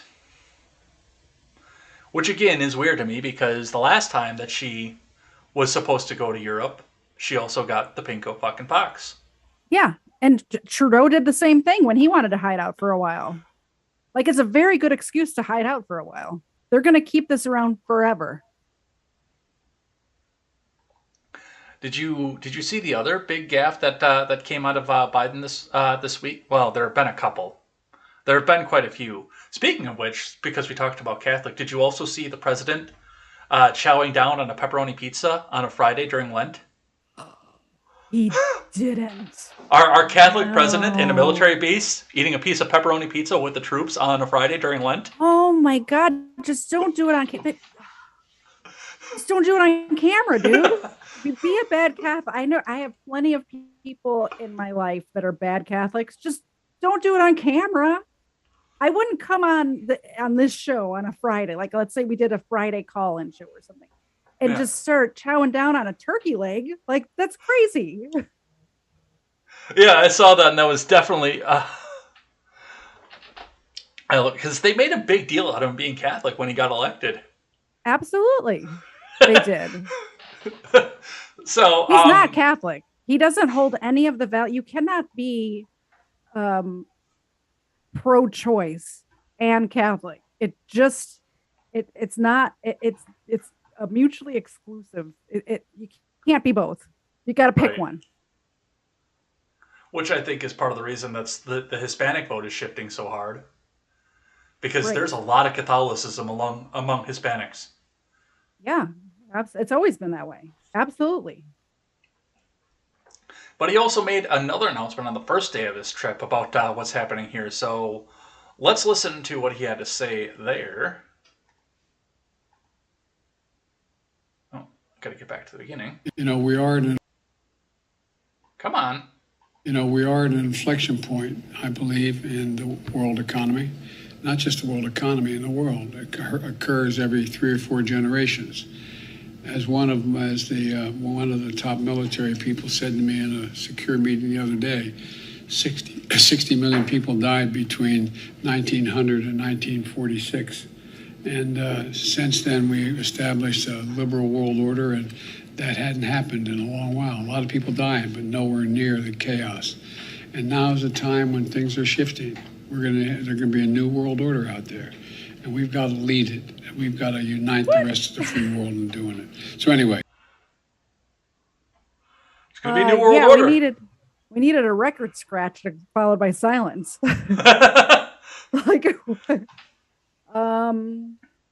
Please tell me he misspoke. Well, he's probably saying he misspoke now. Yeah. I think more of that was, God, we're doomed. It's all over, guys. Well, we actually did find the New World Order So let's have a look at what this is going to look like with the next press conference for the New World Order. Up here. Okay. Did it kick over on your stream for you? Oh, yeah, it did. Yeah, that's it. Right there. I work with a Zoomer who's a little bit based, and I showed him this, and I forgot the fact that he's 22 years old, and he wasn't born yet when that faction of the WCW was going on. He had no idea what I was going with. Yeah, that's good. Good God, we're doomed. I'm gonna be black-pilled by the end of this stream. I really hope you have some good clown pills at the end. Oh, I've got a good surprise divinity for you. But yeah, there's your New World Order, complete with Klaus Schwab and Dr. Fauci. Ugh. Good Lord. Thank you, Arvold, for that meme, by the way. I asked him if he could put an NWO T-shirt from the '90s on Biden, and then he brought back that. Yeah, he's amazing. He goes above and when he memes, he goes above and beyond always. Yes. All I'm saying, anybody out there who hasn't looked at Arvold's Twitter from today, from the last 24 hours, or his Instagram, I think it's on both. Just go look at the Will Smith memes. They're amazing. He's a great meme artist. Let's see. What else has he had to say about the state of our country here? Here's another. Because, I mean, that's all he did. He went around Europe and spoke in public events everywhere. So here's one that I thought interesting. Not necessarily having with the war, but as an aftermath of the war.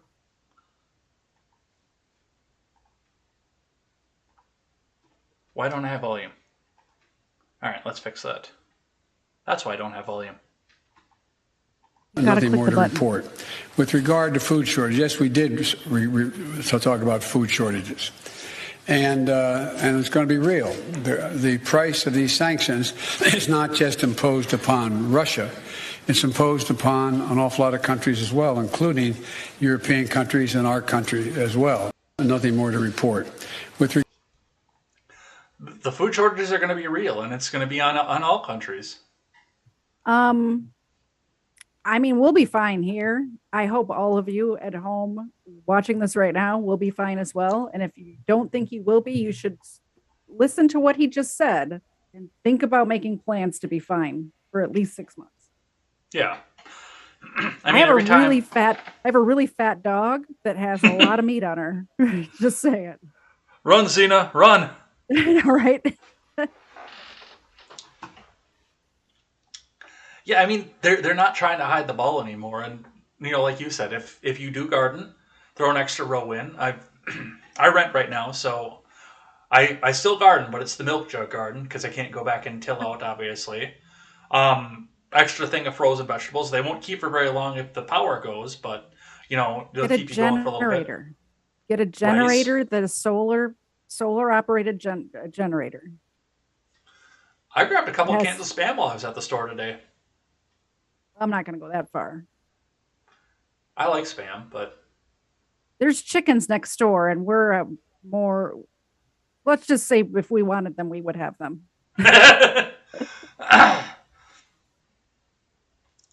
So, speaking of things that are going on in Europe here, did you see this? This terrified me when I found this, and this was top story, I think, the day after I found this. Now, the detractors are trying to tell us that, oh, well, they just cycle this through on their Twitter page every 30 days. And I looked, and no, they do not. They did it 30 days ago,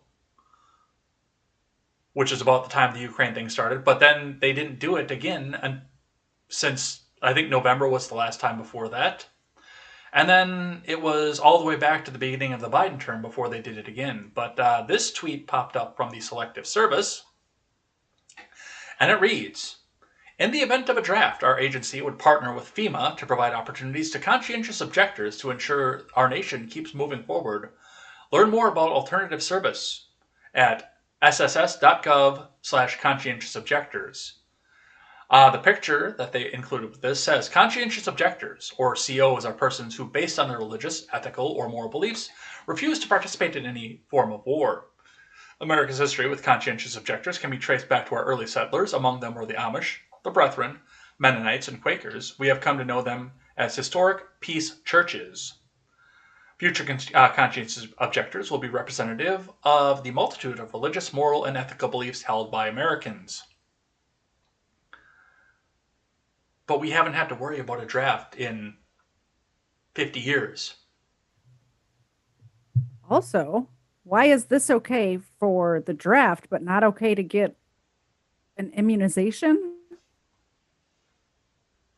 The Like, holy why jab. is why is it okay? Like, the double standards are just astounding.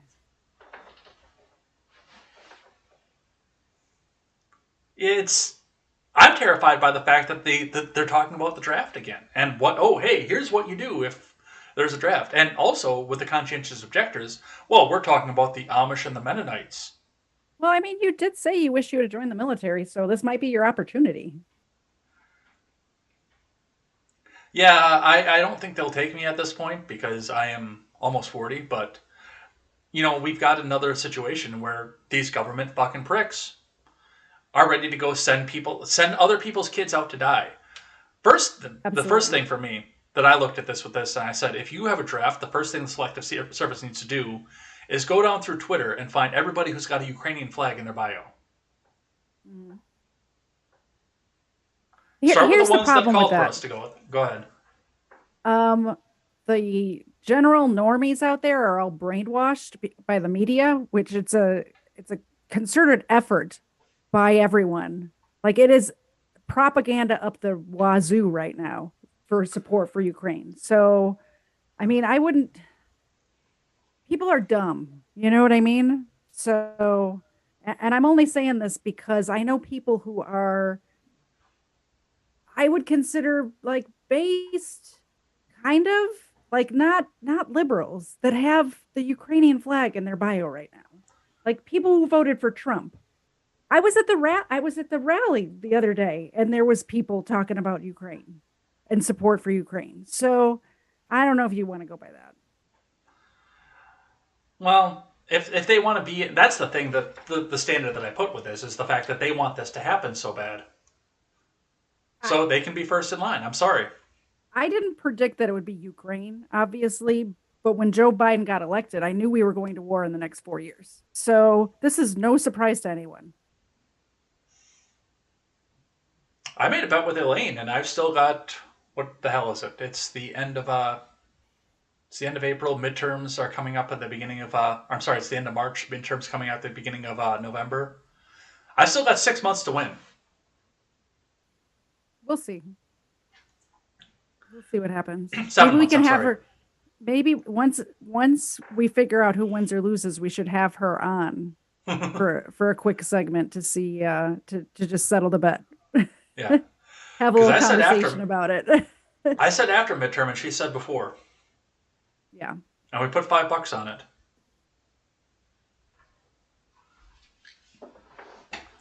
So yeah, we'll see what happens with that. But I mean, this whole thing is going crazy, and I mean, just seeing a tweet like that tells me that the elites know something, and it's not going to be their kids that go. Nope. It's Not at all. They're all of a sudden Mennonites. Well, what did we say when they started talking about going back into war? We started seeing the memes go around of the war turning the women into trad wives. Yeah. Yeah, absolutely. So that's what we're seeing up out of there. And of course now, like Zelensky is getting up on his soapbox saying, "Come on, show us what leadership is like. Go send troops into this. No balls. Send troops, send weapons. You won't have..." And he's like on the edge of just... There's going to be a day where I'm going to be sitting there listening to a translator talk about what he's saying, and the translator is going to come out and say no balls. I guarantee it. Because he is like right on the edge of saying that. He really is, yeah. But he's also on the edge of letting go and being neutral and having a split Ukraine, like a split Korea. And I guess it is just a split Korea because there isn't a split Vietnam. Not anymore. Yeah. So that's what we're seeing off of that. Let's touch on a little bit of midterms, and then we'll check out surprise stupidity, because there's some stuff we've got to talk about there. The first question I have for you is, what is your take on this stuff with Clarence Thomas? Have you seen any of this stupid shit? You know, his wife should be able to do whatever the hell she wants. In my That's opinion. very unlike you. Well, it is very unlike. I'm not like that. What I'm saying is that it shouldn't affect him at all, whatever she does. Do you see what I'm saying? No, I understand entirely what you're saying off of this. And this is, I mean, this has been a massive non-issue for a very long time. Yeah, exactly. Like, this goes before this January is not 6th. new. Yeah. Clarence Thomas, a strong and empowered black man, has been in the crosshairs of the Democrats for, well, since he's been appointed to the office by W. I'm sorry, he was appointed by HW, wasn't he? Because that was, Yeah. holy shit, that's You're right. been that long ago. Yeah. Because the Anita Hill thing was in the 90s. Every time with the sex stuff, I'm telling you, I'm onto something here. It's always the sex stuff. But it was released by Hong Kong, completely legitimate means. Bob Woodward of the Washington Post, where we heard that name before, has released text messages both to the public and to the DOJ that Ginni Thomas had with Mark Meadows on January 6th, supporting and spreading QAnon theories, so-called, that all the people that were involved in the steal of the rally were actually in Gitmo, and they weren't out there. And Adam Schiff was in Gitmo, and Hillary Clinton was in Gitmo. They were waiting to be executed. Like, a rash of crazy shit. They're just a bunch of insanity then. Yes. Now, I'm going to break with conservative Twitter on this and say that I'm at least sympathetic to hearing the arguments as to why Clarence Thomas should recuse himself. I don't think that he should, but I'm at least willing to hear your argument. I'm not. Shut up. I am. Because this involves a direct family member, and I've also said that Biden should recuse himself from the shit that's going on in Ukraine because of Hunter. I'm intellectually consistent off of that. Here's the difference. Biden lied about Hunter. I don't care what Hunter's doing. He could smoke crack to his heart's content. I mean, the pedo stuff, like murder, or I'm sorry, wood chipper, whatever, for that. But that doesn't have anything to do with Joe Biden. What has to do with Joe Biden is Joe Biden getting in front of that podium and lying to the American people. I'm going to push back on that just a little bit, because there's record of stuff that happened with the pedo stuff and Hunter in Ukraine. And I think it's a conflict of interest for, not necessarily for him to be with the DOJ with Ukraine. I'm talking about actually being the head of the military with Ukraine. That's what I think he should recuse himself from. But that's a totally different situation than the Clarence Thomas thing. I agree with you, but again, I'm willing to at least hear the arguments. Okay, why do you think that he should recuse himself? Try to convince me. Like Steven Crowder. Change my mind. Where's my sign in front of my desk? Well, I mean, they don't have anything. I think that he's in the clear. I welcome you to come in here if you want to change my mind. Sit down and have a talk. Yeah. I'm willing for that, for Clarence Thomas. But as of right now, no, I don't think he should. If there's something that directly involves Ginni Thomas, if she gets arrested or has to go to appeal or something, then yes, he should. He should recuse himself from anything that's directly related to her, because he's married to her. Obviously. But that's with any judge. Any judge is not going to rule on a case that has to do with any of their family members. Mm-hmm.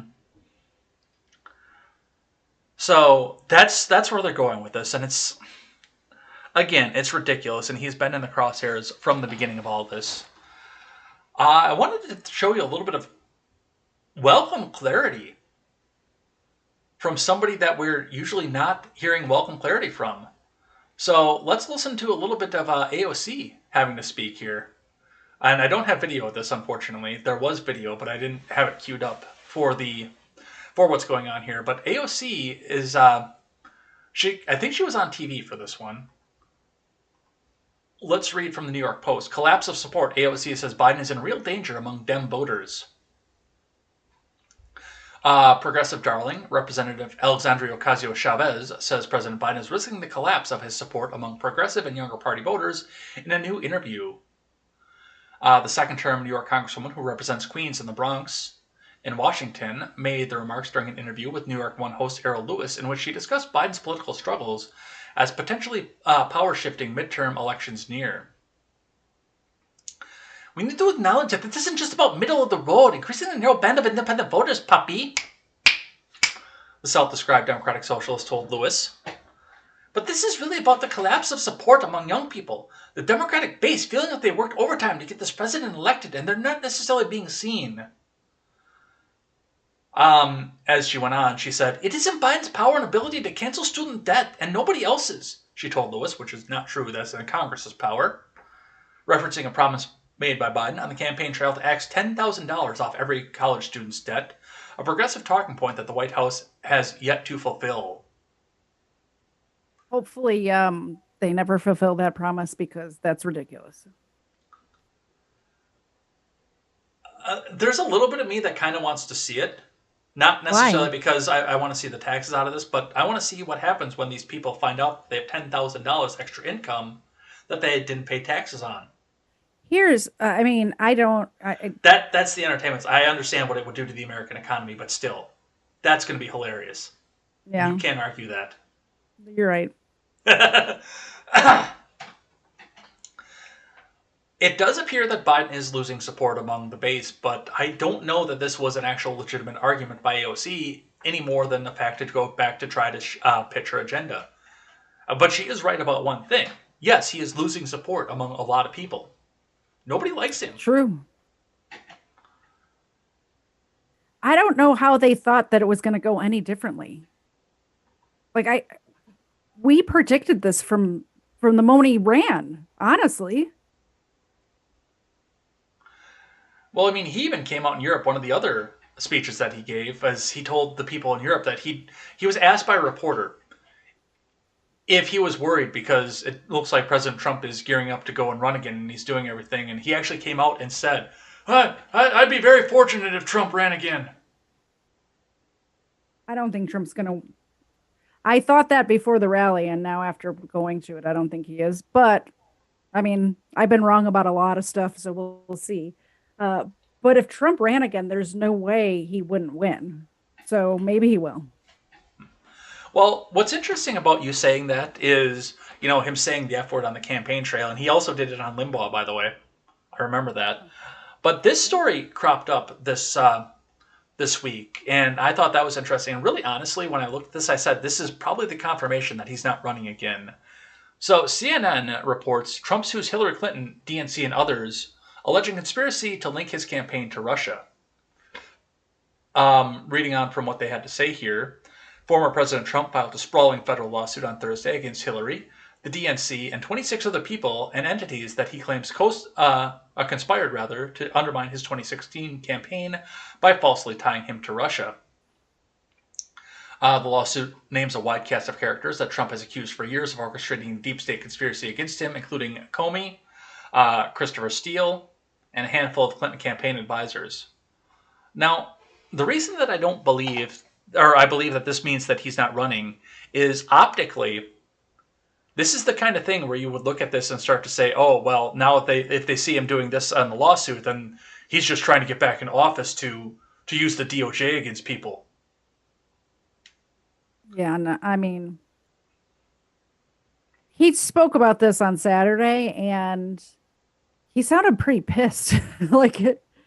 So I think whether he was in office or not, he should sue her.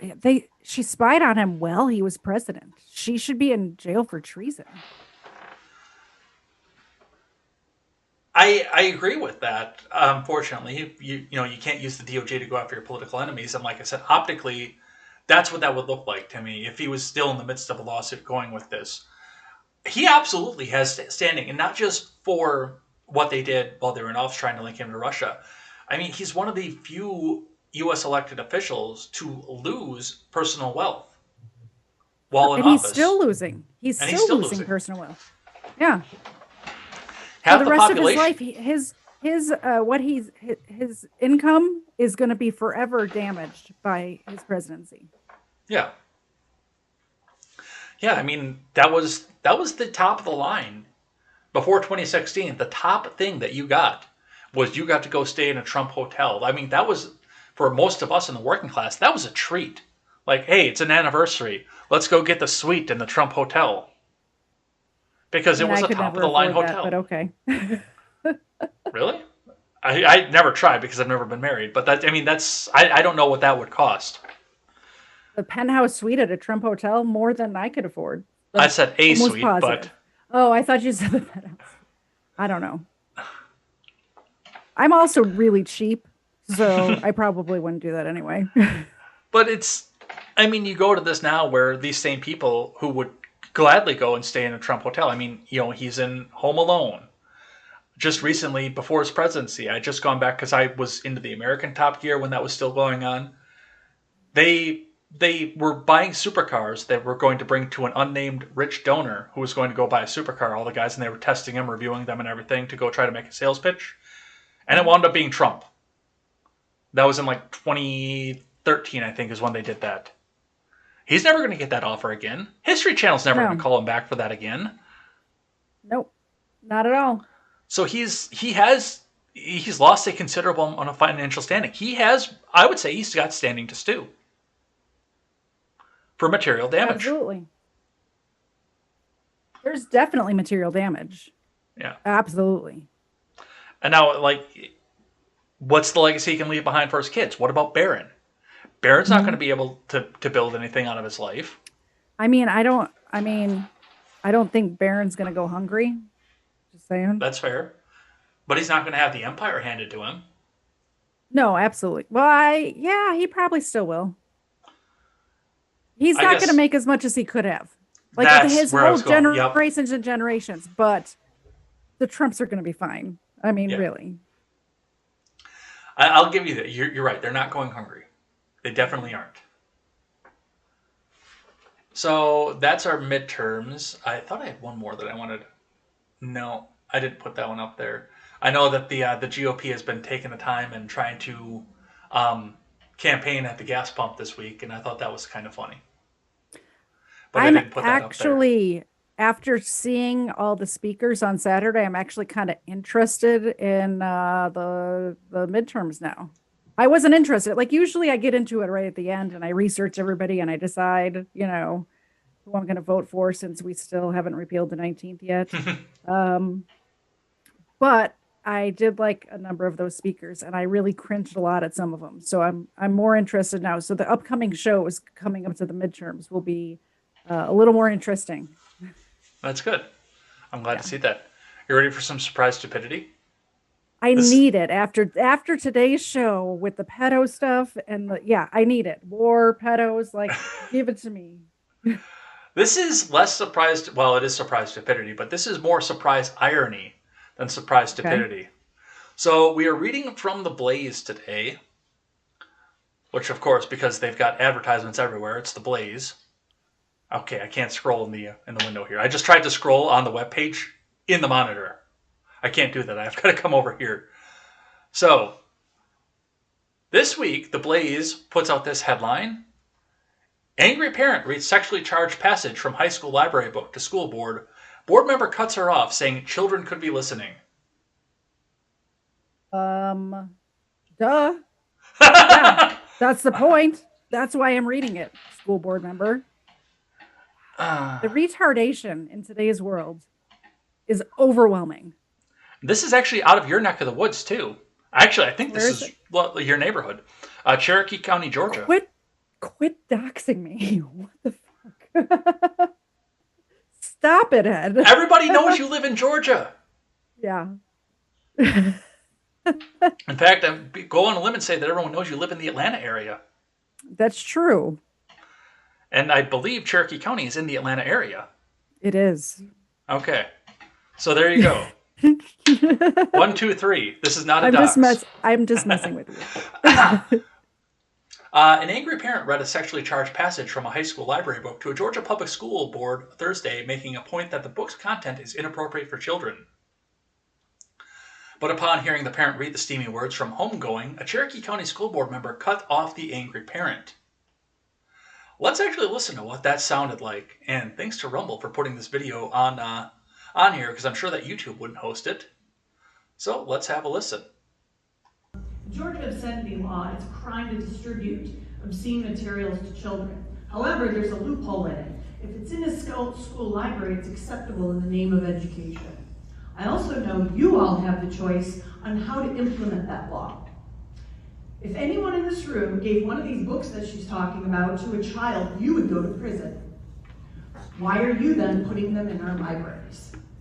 I emailed you all some examples of these books, and your emails actually bounced back because the content was so vulgar. I can't send it to you, but you can then give it to my children. This is the current appeals process for the books. Step 1, get over the shock of your child reading some of these things in your books that say, I can't actually say them, but it's literally the worst vulgar word that you can think of. Even see you next Tuesday's in there. Step 2, contact the principal. Step 3, complete a long form giving exact details of what you find in this disturbing book. Step 4, you send it to the appeals group. Step 5, it's a 3-week review process. The current wait time is November. Step 6, the book is pulled from the libraries to review. If it's in the holding line until November, it stays there for all the other kids to read. Step 7, yes, they do use our tax money to buy a copy of the book for each of the 20 people on the committee. Step 8, if one person in the committee thinks that it should stay, it does. Like the one child that's on the appeals committee who said the book Homegoing must stay because it's on their AP required reading list. Here's an excerpt, and I'm gonna really try to be careful so I don't get kicked out. Excited now, he pushed into her. As she squeezed her eyes as tightly as she could, her tongue circled her lips. He pushed harder, his breath heavy and labored. She scratched his back, and he cried out. She bit his ear and pulled his hair. There's a lot more to it. It's 50 Shades of Grey and CCSD. Step 9, then they give the verdict and pull all those copies that we bought back on the shelves of more schools. Excuse yes, me. You are Excuse me. Yes. We have children at home. I know it's live streaming, and it's really not appropriate. Don't you find the irony in that? You're exactly saying exactly what I'm telling you. You're giving it to our children. Okay. All right. Yep. I should really go to more school board meetings and city council meetings because they're very entertaining lately, aren't they? They are, because more people are getting involved, which I like that. Yeah. But it's the irony. I looked at this and I said, this is going on the show tonight. Yes, absolutely. We can't have you reading this out here on this meeting because this is being zoomed out to homes and children might be watching. Yeah, seriously. Duh. That's the point. Yeah, good for this lady. It takes balls to get up there and do this. So I commend her an awful lot for even paying attention enough and then getting the balls to go up there and do it. So yeah, I can't get over that. We can't have you speaking about that. Children might be watching. Yeah, no shit. Kid. It's all so ridiculous. I can't. All right, live chat. Let's see what these guys are saying. I know we slammed a couple topics together, so. Where did we leave off? Might be wrong says because the sex stuff can't be proven, so it has staying power. Life's the max. Haha, a later topic. War! Randy says they should just be like, look, we all know Biden's a senile old man. He can't be taken seriously. Right. I read it on the morning show, but I didn't put it on there because we were up on the clock. But he also was speaking to the soldiers the same night that he ate pepperoni pizza on a Friday during Lent. But he said, well, you guys are going to see very soon, the women standing in front of the tanks and everything. Like, wait, you said you didn't want to put troops on the ground in Ukraine. Are you walking that back? And then I showed you the clip that Tim Pool had put out that's saying, none of these things ever happened. Yeah, we're screwed. Yeah. Tim's right. Nailbender says, I can give links to a good solar generator that'll power a fridge.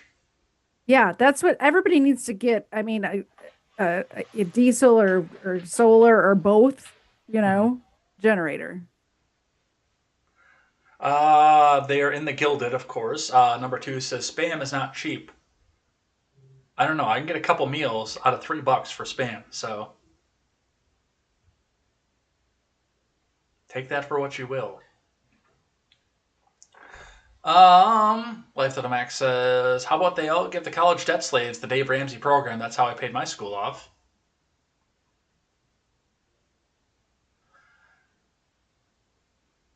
Life to the Max says, well, we didn't know he lost wealth, but that makes sense. Yeah, he lost, what was it? I think it was 7.1 billion when he went in and 6.8 billion when he came out, I think. It was high millions, like hundreds of millions, but like he didn't lose $1 billion or anything off of that. No matter the monetary value he sues for, it will be less than what he's lost. Mm-hmm. Randy says, pretty sure someone in Congress literally said they plan to lop cases after a case until he's broke. I do remember that, but I can't remember who it was that said that. I do remember hearing that quote, though. Probably Maxine. That could be. Life to the Max says, did this happen a while ago? It's happening again. It is happening again. Randy says, I'm glad the woman called it out right then. Life to the Max says, Katie, go primetime Stein at a meeting. Freestyle DJ Katie. LOL. Am I allowed to live stream in one of those meetings? I don't know. You'd have to check were your looking local into. ordinance. I think we're getting press passes. I think everyone's getting a press pass. We found out how to get one, and it's not expensive. I mean, obviously, once we get the website going, I would pay for those for everybody. And like you said, it's not expensive, but obviously, because I'd be asking you guys to go into it, I would definitely pay for a press pass for everybody. It's a yearly fee, and you get a press pass, and I would totally do that. I would go into places for sure and live stream. It was so much fun. And that's all we have. That's it. Life to the Max gets the last word. So I think we're going to head out of here for the night. 11 minutes over. We still got to tighten a few things up, but 11 minutes over this time. What we have to tighten up is either we need to drop some topics or make me talk less, and I'm not going to talk less. I can't help myself. Well, we'll work on it. We're still practicing here, but 11 minutes over is not a bad time for starting out and still getting used to this. Yeah. Yeah. All right, but we are going to head out of here for the night. Thanks everybody who came by and chatted in the live chat. Thanks everybody who came by, kept us on point, kept us on topic, and all the great deals on what do we do for the Gilded, for the solar panels, for everything else. Everybody go check out the Gilded server. If you want to support us, the links are in the chat. They're in the description. Come back and check us out for that. I noticed some people are out here watching over on Rumble too. It looks like we're starting to get some subscribers pulling in for that. So thank you guys for that. That's awesome. If you guys want to go over and check that out, I can get a link out to anybody who needs one for the Rumble channel, because we do need to start growing that, because YouTube is probably going away at some point for the rest of us as the midterms approach. So we are going to head out of here for the day. I will be back here tomorrow morning for more contemporary. Come back and join me on the same channels for that. News and headlines, 7:15 a.m. Central Time. Or you can go finish the conversation with me on the Discord, as long as it exists, on the Gilded, on the Twitter, that's at Ed's Blog Twitter. If you want to finish the conversation or see when my wonderful co-host will be on screen next, tell them where they can find you. I will be here next Monday night, as always, but you can also find me on Twitter at Katie. I really need to remember what my Twitter is. I get banned. It's KTZed ma'am on Twitter, and it's kt.zed on Instagram. Find me there. You can check that out. You can check out the Gilded. Are you in the Gilded? Not yet, probably, but also in the Discord as well. The Discord, yeah. So go and check us out there, and we will see you next time for more KTZed Redemption, news, headlines, and commentary on the week prior here. And as I always say, never take the words of bloggers, podcasters, or journalists as gospel. Find all the facts and draw your own conclusions. KTZed, lead them out with your last words. Have a great week, everybody. Bye. Take care.